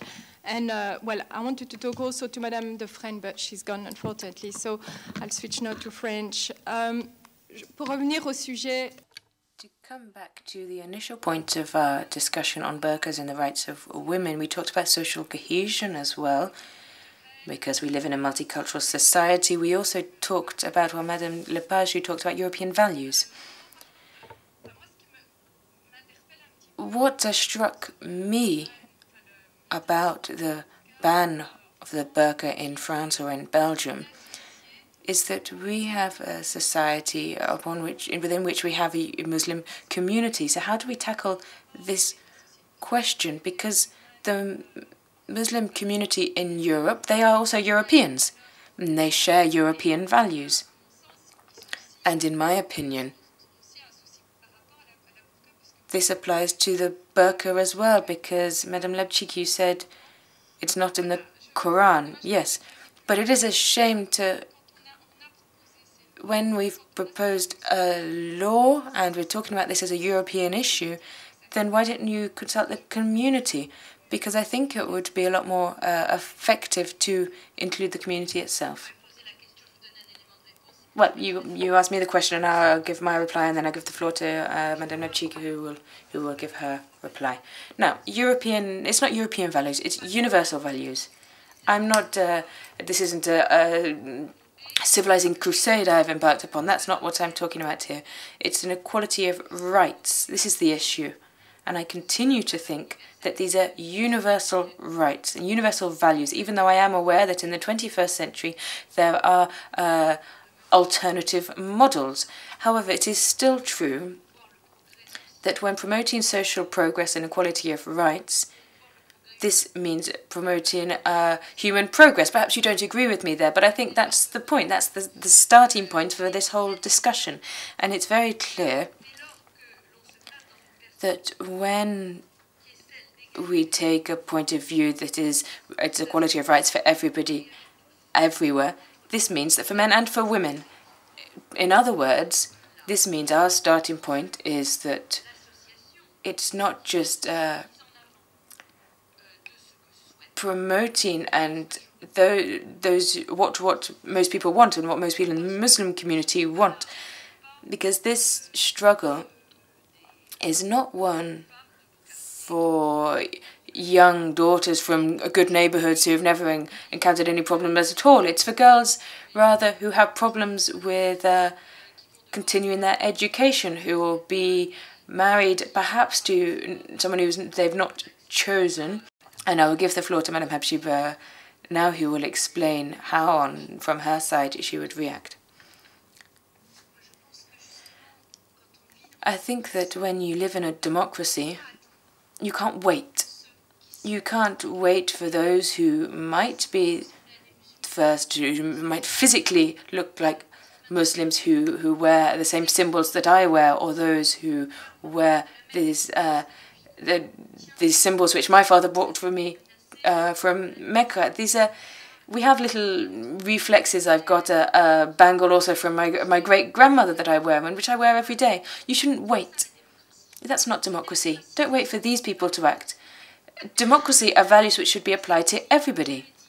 And as I said, we need to protect those who perhaps aren't able to protect themselves, and I'm talking about women here. Because if you want to reduce this debate down to a Muslim matter, I think you're wrong. It isn't just Muslims who are affected here. Let me repeat, this is nothing to do with the Quran. There are imams who say this, such a thing.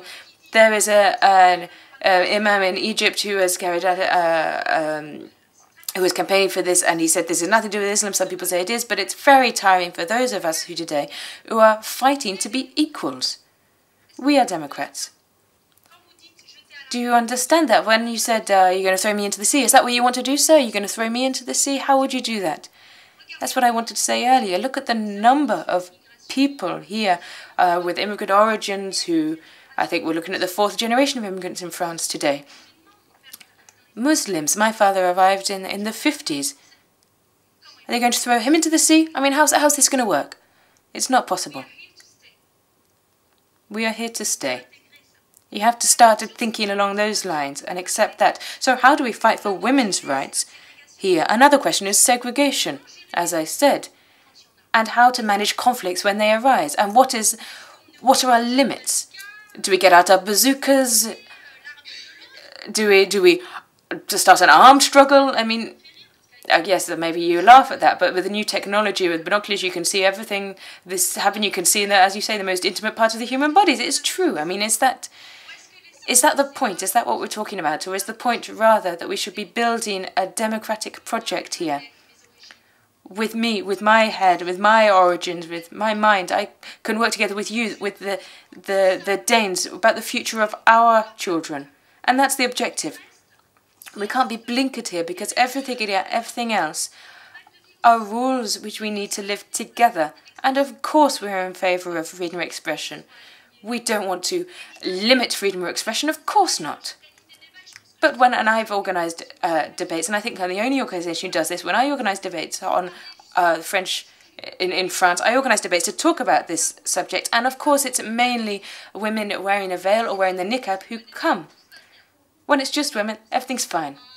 We understand each other, it's fine. But when men arrive, well, it's quite something. It's an uproar, insults, everything. Yes, we do have to have this debate, but we have to make these debates possible. We need to create the right conditions. Is this discussion possible in England today? No, because it's dangerous. These people have to be heard. You have to realize it's dangerous. The discussion in Denmark, is it possible? In certain contexts, no, it's not possible to raise these points in Denmark. However, in Beirut, where I was last October, I heard an extraordinary woman who was from Saudi Arabia, and she asked some very fundamental questions about the sexual relations outside of marriage, who are taboo, and you talked about taboo earlier. Talking about extramarital sexual relations, the young girls, how to respect them. And I said to this Saudi woman in Beirut, I said, you know, if you come to some of the poorer neighborhoods in France, in Europe, you'd be stoned. We'd say you're not a Muslim, you're not correct. That's the reality. And that's the point of our discussion. It's not just a European discussion. It shouldn't remain a Western civilizing discourse. It's a discussion about emancipation. It shouldn't stop at the borders of Europe. As I said, I'm Algerian, but my parents fought for the liberation of Algeria, so I know what we're talking about. I know what emancipation is. When we say emancipation, it's an ugly word for us. The word freedom. It's a difficult word. There are girls today who are growing up in Europe where freedom is not a reality. You can say whatever you want. You can write what you want. You can give off as much as you want. But you must remember, if the word freedom can have meaning for young people, you need to create these conditions for emancipation for girls and boys in Europe in order to be able to propose an alternative. Thank you. Revenant à la question donc initiale, est-ce que la communauté musulmane... Now, going back to the initial question, whether the Muslim community is a part of the decision that has led to the legislation in the Chamber of Representatives, I would say yes. But Islam is a plural religion, just like Christianity and so many others. And there's a platform called the Executive of Muslims in Belgium. They've been asked and they expressed their opinion, but there were other groups that organized the demonstrations here in Brussels against this ban. I'm not going to discuss the details. My colleague who was here this morning could have said it, but yes, there was a consultation. We have the gentleman. Yes, please. Merci, thank you. Je m'appelle Hassan Aydınlı. Je suis le My name is Hassam, and I represent Armenian Turkmens in Europe. I have a question for the whole panel. It's a general question, and then I have a question for Mrs. Habshi in particular. In Europe currently, there's a minority phenomenon, and it's being amplified, and it's leading to high-level conferences here at the European Parliament, and it attracts a lot of media attention.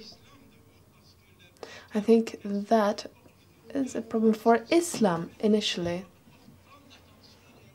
I mean, is it really worthwhile paying so much attention to somebody wearing a burqa in the media, in politics, and even here at Parliament, and issuing laws? Could this not perhaps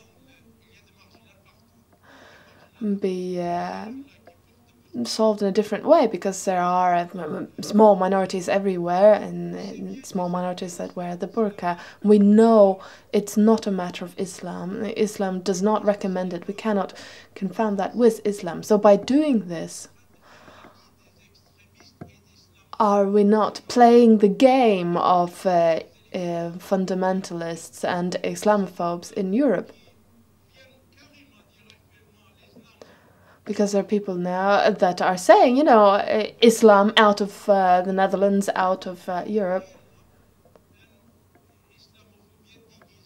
So what we're doing here and how we're doing it isn't not hidden Islamophobia.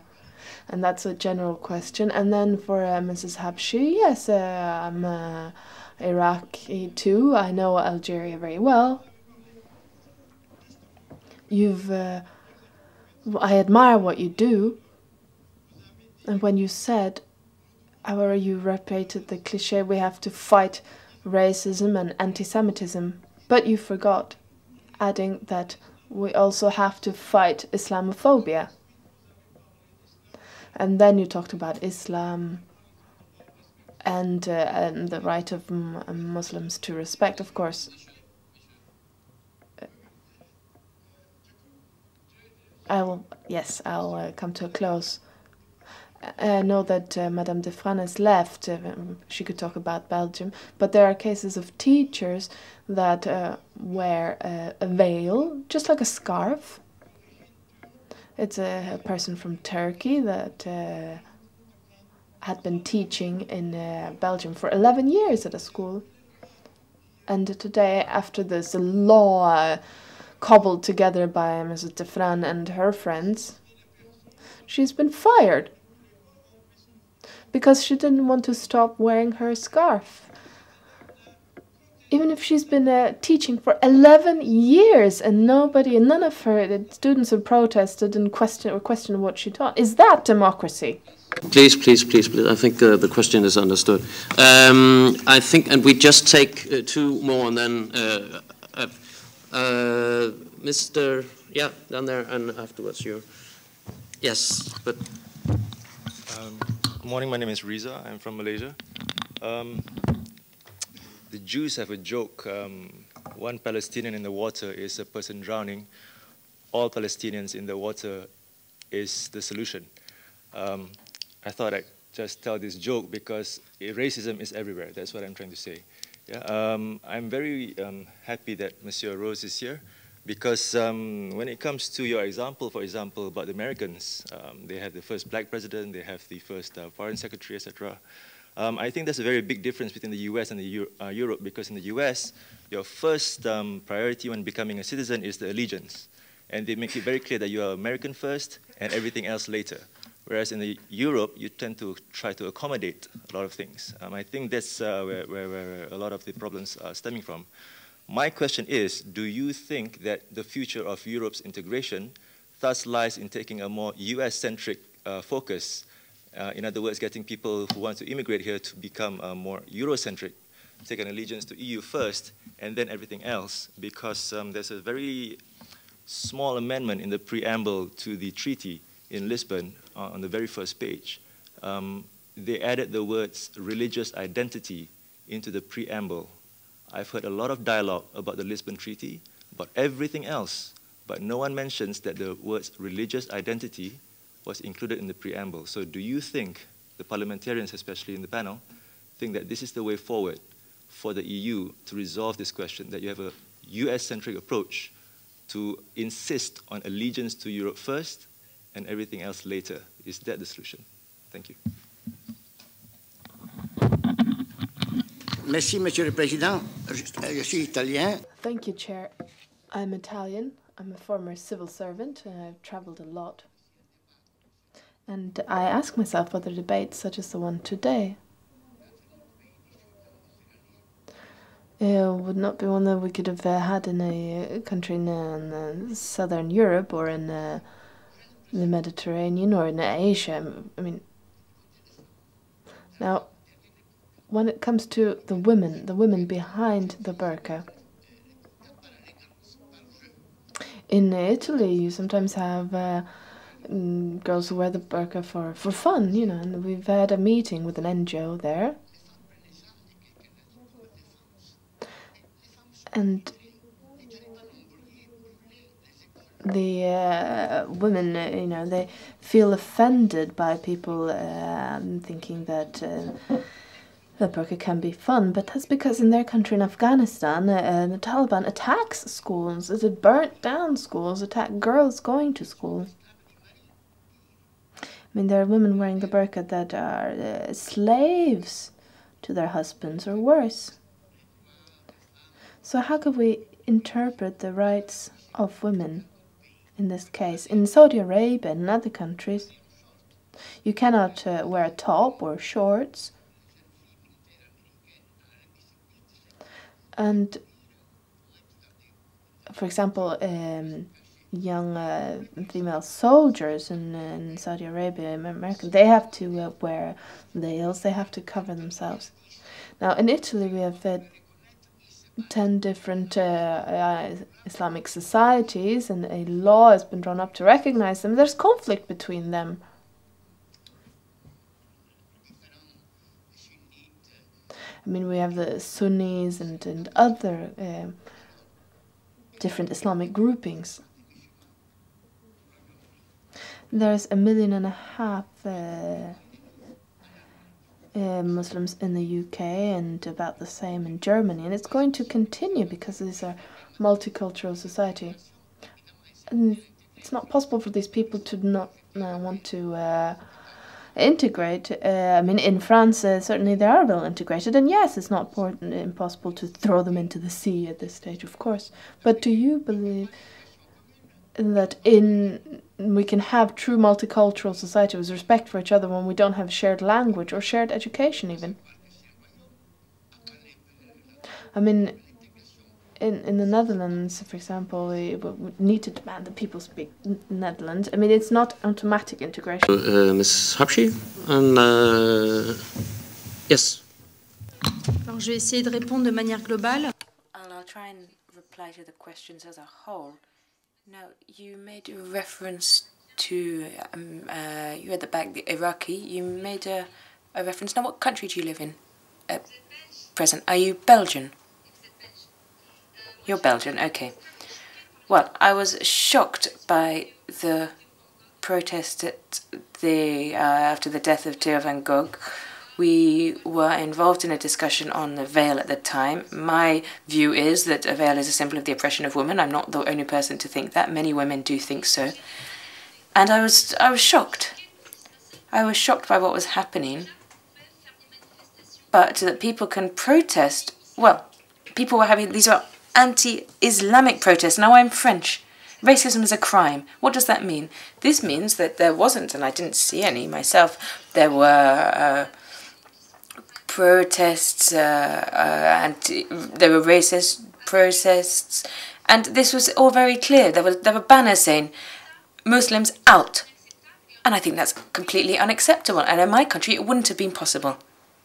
Do you understand? When we talk about, I think churches were attacked, synagogues were attacked, mosques were attacked. Everyone attacked everybody else. So the real question is, what space, forum can we create to solve the conflicts. We mustn't forget that we mustn't forget that we're not trying to turn people against each other, because that's the case at present. I think the political groups are doing that for us. Instead, we need to try and find solutions to manage the conflicts. Now, I don't want to. No, you raised the point about Islamophobia, and for me, the question about Palestine, it's not a joke. That's not a joke.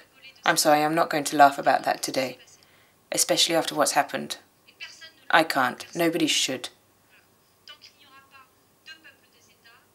As long as we won't have two people and two states, the situation will continue. There will be continued conflict in neighborhoods across France and across Europe.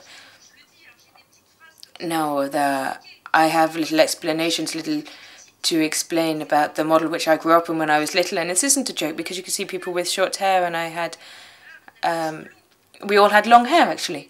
And when I saw on the TV, who did I see on the TV? Who was fighting? It was brave women who acted. They were Palestinian women with short hair, and I said to my mother, look, Mum, I could have short hair too.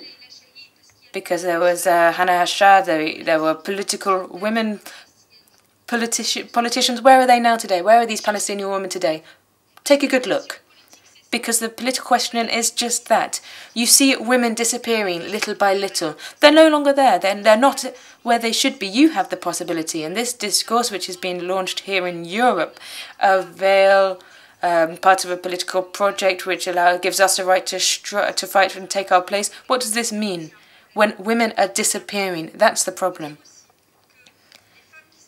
Now, women who fight around the world today, comme Nawal Sarawi, who I'm sure you're familiar with, there are many of them, like the Saudi woman who I mentioned, women in Kuwait, women in Libya. Do you know what it's like in Kuwait? You can't have women judges.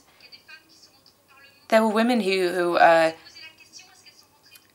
have become parliamentarians. There were some of them who joined parliament, they took the oath, and they weren't wearing a veil, and that made the news, that made the headlines. So we, as a women, the question is what we can do with our body. We've been used for years, but there is an ideological model today, which in my view is completely archaic. I don't see why my body should be argued over, should be the splitting point between two ideologies. On the Western side, on the one hand, with their values, and then the Eastern side, which is completely contrary. And yes, I'm small. You can see I'm young, you're perhaps a little older than I am, but I think we have to stop dividing the population into different communities. Yes, we do have a centre for Muslim culture in Belgium, and yes, that's good, but we need to look at us, first of all, as citizens, free citizens, who are capable of sitting here, being at the head of a country, leading a country. Now look in France, in England, there are a number of politicians today who are capable of leading a country. Look at their careers, their CVs. These aren't just these are children of immigrants as well. Could I ask you all in the panel and the people who want to ask questions, please be brief. We are almost there. We have a very tight schedule. So, Ms. Bilbao, please.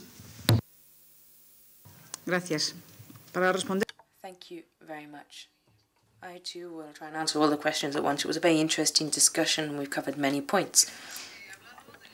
We've talked about equality or absence of equality, the possibility of wearing a burqa or a veil, but I think we do need to draw some distinctions here.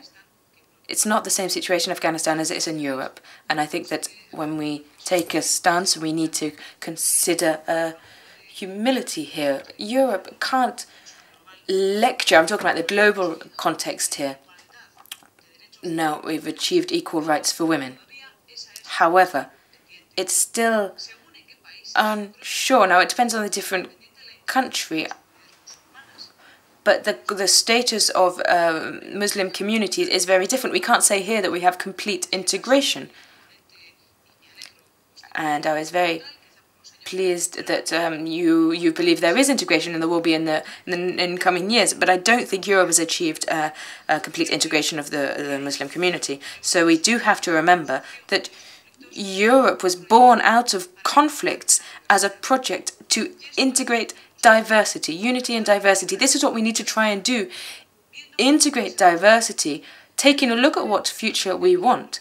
But what we have to do is look at what conditions we are going to work in to try and integrate all Muslim communities, given the problems that exist. Because in these communities there are women who, like our speaker here, given their background, are clear of what they want. They are fully aware of their rights. But there are other women who wear the veil because otherwise they say they feel naked and they need to wear it. So we do need to establish the conditions so that those people who wish to wear a veil can do so, but so that they have the possibility of making their choice in full awareness of their rights. Now, I belong to a minority myself.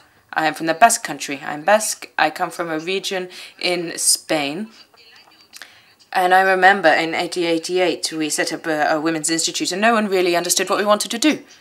Today, we have had a law which was passed very recently which said that over 50% of the representation in the Basque parliament should be women. That's something which we've learnt over time. We need to start working now with different networks, contact points. We need to learn together. I have learnt in the past to know what I am and to identify that I don't have complete equality with men. Given my background, when I grew up, I thought I was completely equal to my brothers. But as I got more responsibility and as I grew, I discovered that I wasn't equal. And that's learning as well. And we need to look at how we can find solutions to guarantee rights for women who are suffering in silence because they can't behave in any other way. But these need to be real solutions, guaranteed solutions. We need to share and work together in networks, shared solutions, including and integrating diversity, because I think we've all got a good deal to learn about integrating diversity in Europe. We've got a lot to learn about increasing equality in Europe. And, of course, we need to create this form of emancipation for women, a place where they can feel emancipated, a place where women, just because they dress differently, can be integrated. And we're not talking about Afghanistan. It's a different country there. It's a different problem. The women are in a situation which is considerably worse than ours. But it's a broader debate. No one agrees that women should continue to live in the way they do in Afghanistan. That's obvious. That's a given. But we need to look at the possibility we have for the future and work together with different organizations, with different networks, integrate diversity, and share, discuss, argue. This is our future, and that was just what I wanted to add at this point. Specific question addressed to Mr. Rose. From the gentleman down there. And after this answer, I will open the floor for the last question round and the last answers from the panel. I'm not sure if I understood your question right, but you were asking if Europe is becoming more Eurocentric, or if that approach would be counterproductive for integration and the place of Europe in the world, or? No, since you mentioned the example of the US, yes, I was asking if you see the Europe project heading in that direction. That yes, you put it, yes, okay, yes, yeah? Great. I mean, of course, Europe is not America. But I think that if you look at the history of immigration in the United States, we are used to think that America is far better than we are on integration of immigrants, because it's a country of immigrants. And they have worked out this model where they are able to accommodate one another and receive about 1 million immigrants every year. But if you go back into the history of immigration in America, America in fact has gone through some of the same kind of difficulties that Europe is experiencing right now. For instance, in the 17th or 18th century, Boston, Irish Catholics came in from Ireland, and they drove out 1/3 of the Protestants that were living in Boston, and it almost came to a civil war. So the fact that immigration in America has been without conflicts and confrontation is not just true. And I believe that Europe is going through more or less the same process. That is, first you have a phase of avoidance. You don't talk about the problem. You don't engage one another. You are afraid to criticize. And for instance, I think that the cartoon crisis in Europe was a breaking point where Europe was moving from this phase of avoidance and not engaging one another in these debates and then moving into a phase of confrontation or debate, if you want a more polite word. And after this phase, you end up with a third phase where you have negotiated, rights and duties in democracy. What is up for negotiation, and what is not up for negotiation. But I think that national identity in America is more political than ethnic. If you take my own country, Denmark, to be a Dane has something to do with the way you talk, the way you walk, what you eat, how you dress, the color of your skin, and so on and so forth. And that has nothing to do with the fact that the Danes are more xenophobic and more racist. It's just because that is what we are used to. So we are now in a phase where we have to learn that you can also be a Dane if you have a Turkish name, or if you have an Arabic name, and if you speak Danish with an accent. So I think this goes for all of Europe, that we have to work out a more inclusive notion of what it means to be Danish, German, French, and European, and we are not there yet. If you take my own wife, who has a Russian background, and she has been in Denmark for 28 years. If you ask her, she holds a Danish passport. She has 2 kids who see themselves as Danes. If you ask her, who are you? She will say, I'm Russian. If you had asked the same question to somebody with a Russian background in the United States of America who had lived there for just 7 years and received an American passport, she would have said, I'm American. So yes, there is a difference. I just want to make to add one comment to the debate about Islamophobia. I think that is a very, very dangerous concept. And I think we should stop talking about Islamophobia when we debate Islam in Europe. Islamophobia means irrational fear of Islam. And it's a kind of diagnosis of a disease. So if you take some pills, you will be treated and become a healthy person again. It has nothing to do with a disease. It is perfectly legitimate to criticize and ridicule ideas. And Islam, as Christianity and liberalism, Marxism, communism, is a set of ideas. And everything that Europe has gained through its process of history has been due to the fact that we have been allowed to criticize ideas. And we have to make a distinction between the believer and the belief. We are conflating, confusing these concepts. So I think it's very wrong to talk about Islamophobia. You can have discrimination of Muslims, but you cannot be criticized of discriminating Muslims if you criticize Islam. Thank you.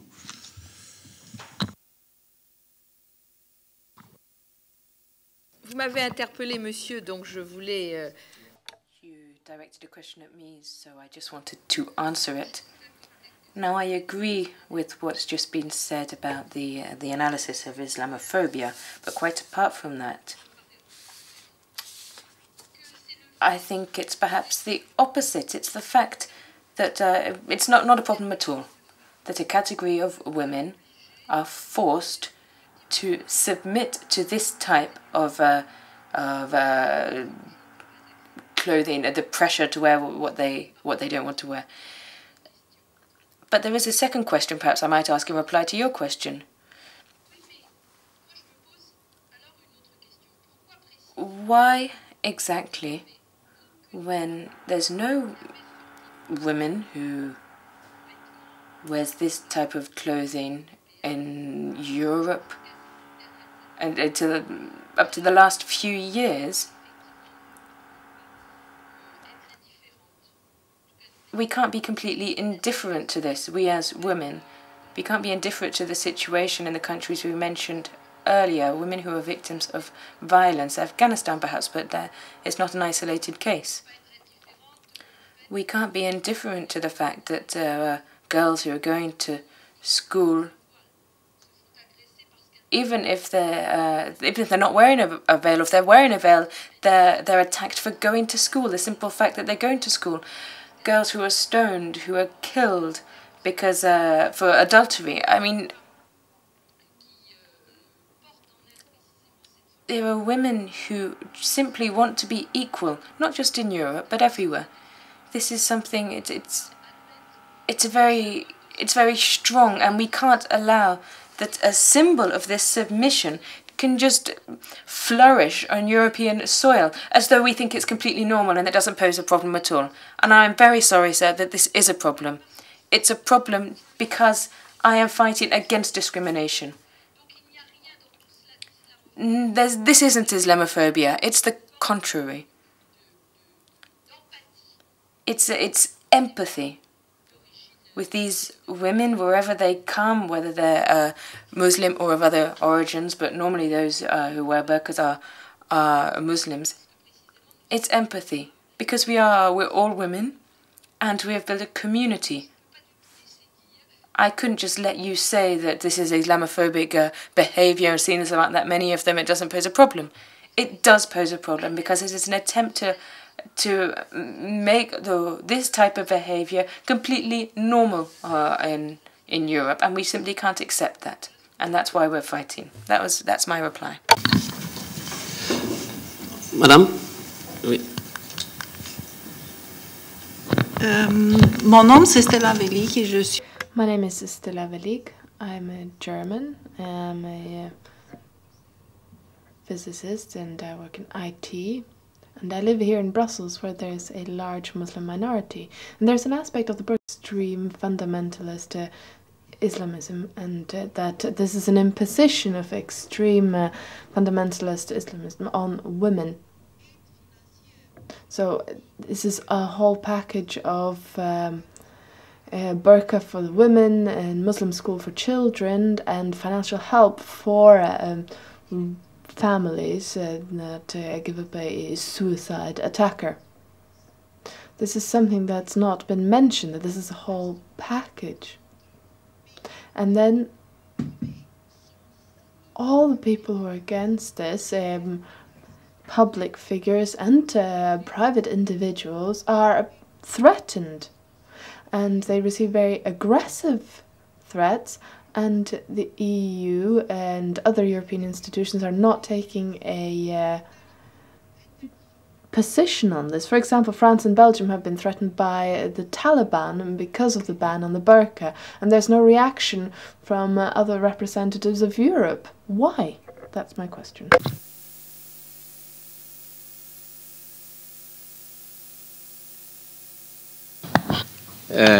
By the way, I come from a very progressive background. This very notion of patronizing others, it is very long tradition in Europe and Eurocentric philosophy. Let's start with the Marx. They cannot represent themselves. They must be represented. You took a task. Let them come forward. People has to really struggle themselves. If they want to be free, they will have to come out, and you cannot take their cause.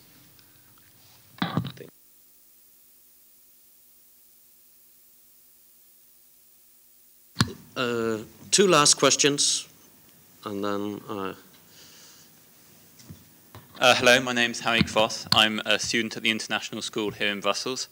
I'd like to ask a question to Mr. Rose, and I'm a big admirer of his newspaper and how it's become a symbol in the fight for freedom of speech.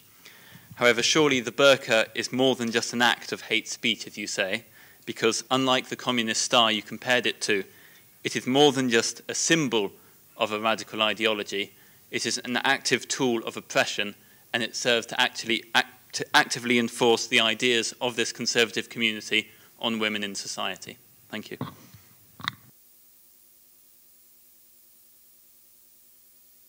Bonjour, je m'appelle ALEV. Good morning, my name is ALEV. I'm French. I'm a Muslim. And I live in what you would call difficult neighborhoods. So initially I would just say to the gentleman from Pakistan down there who said that we should leave the choice up to these women to hide themselves or not. I just want to say that if you wear the burqa, that's the only thing you see in a crowd. If a woman, you only see that woman and you only see the burqa. I'm radical. You know, if you live in France as an open society, you have to be open.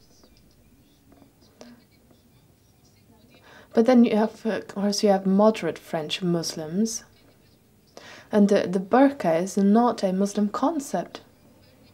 People say that Muslims want, Muslims are against the burqa, Muslim this, Muslim that. When my mother sees a burqa, she's afraid. She says, I'm scared of that. That's scary. Now, after the vote on the veil in France, you know, I have sisters who say that they want to wear the veil because they feel that there's a need to belong to a community because of this law, because of this whole debate. I wore it from before, maybe because I wanted to, but I tell them you don't, I mean, if you don't feel like you want to, you shouldn't, but they say, no, well, I want to be on your side, I want to show my solidarity. And I try to tell people this is fundamentalism, what you're saying here.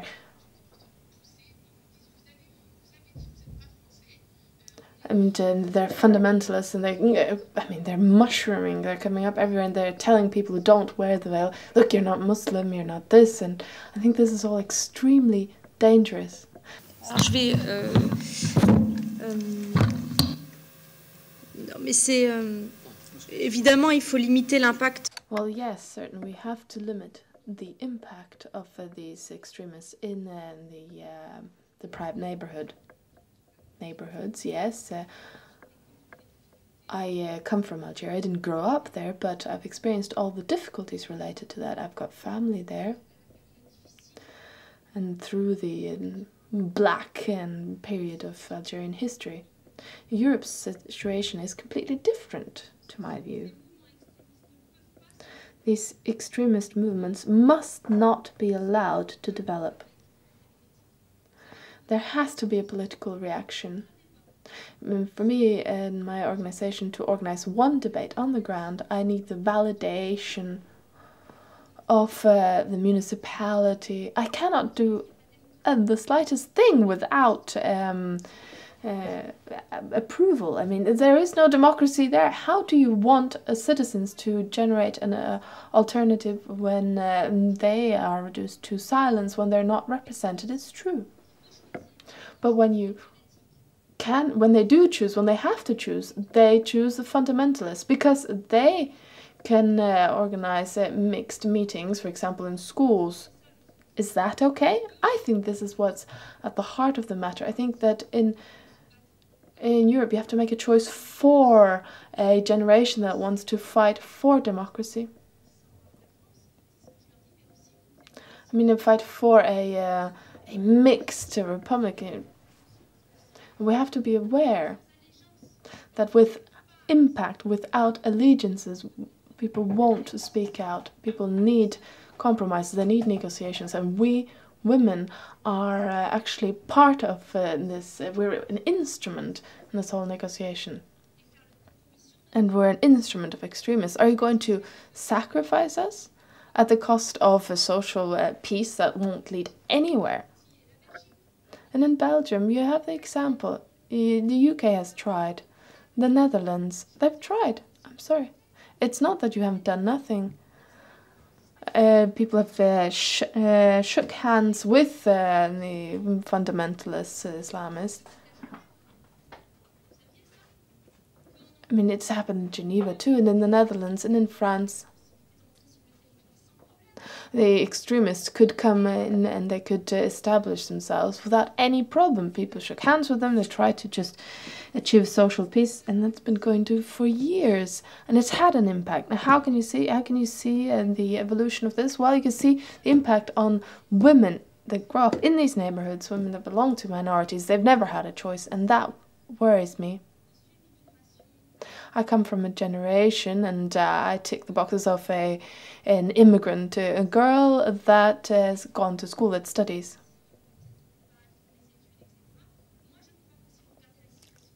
I think that we have to look at the situation now, and I think you'd be surprised, because you see the setbacks for girls in the university system, and people are less and less willing to do anything because people don't think they'll achieve anything. I mean, what are their political and economic future? There is none.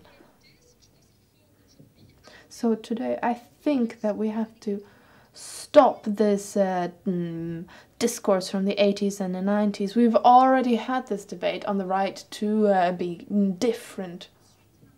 What we want is legal certainty. We need law.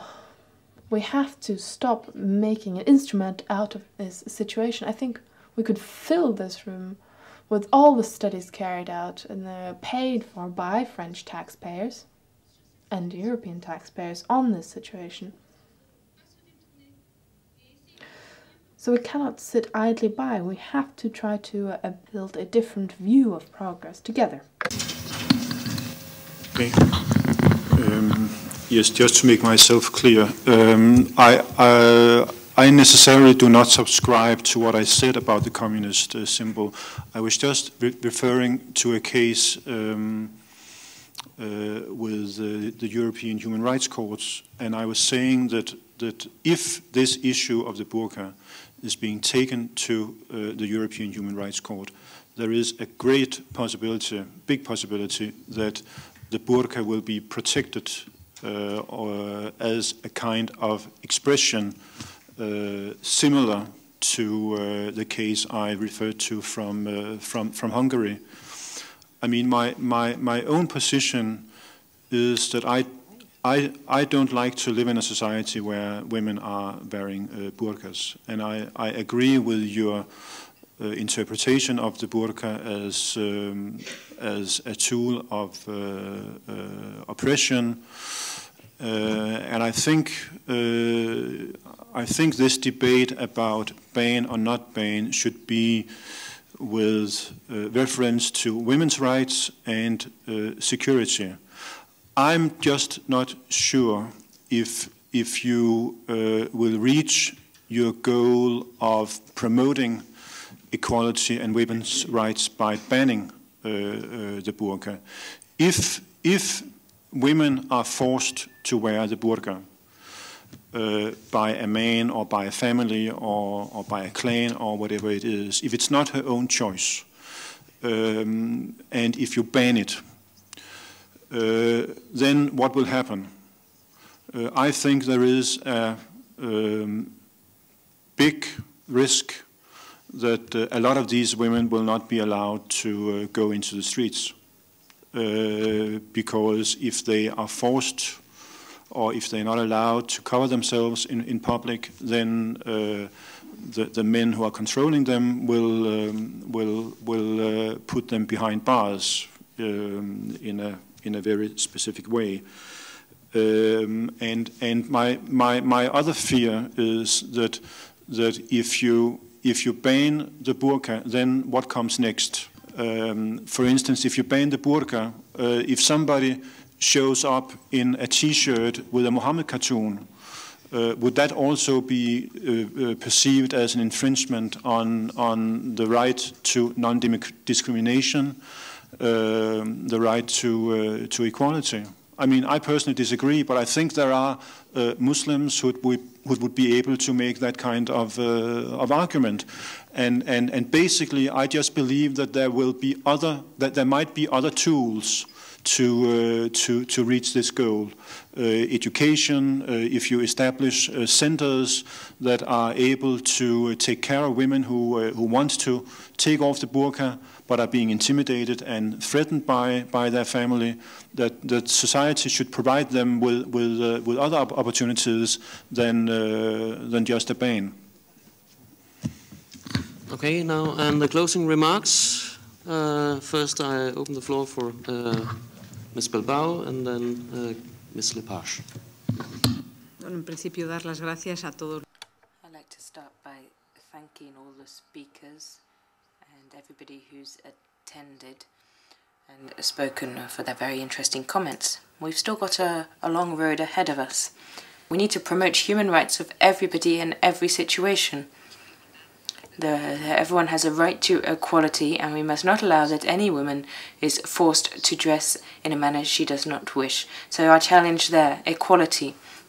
It's also a challenge. It's not just the way you dress, but we've spent a while on this project now, but we need to stop and think what we're doing. We need to build up these networks. We need to ask women and educate them and let them know that perhaps they aren't equal, and we need to give them the tools and the instruments they need to build their own future. Thank you. Juste un mot pour vous remercier de la... Just to thank you for the high quality of this discussion. I'd like to thank everybody who participated, everyone who took the floor. It's very important for this discussion to be able to take place. We must be free to speak, and we must be free to speak everywhere. There should be no pressure from wherever it comes. So no attempts to instill fear or to threaten people. We have to be open and make sure that in our attempts to ensure freedom and emancipation, we should not stigmatize or make life difficult for any community. That is the complete opposite of what we want to do and the complete opposite of what we are struggling for. So thank you very much for allowing us to have this discussion this morning.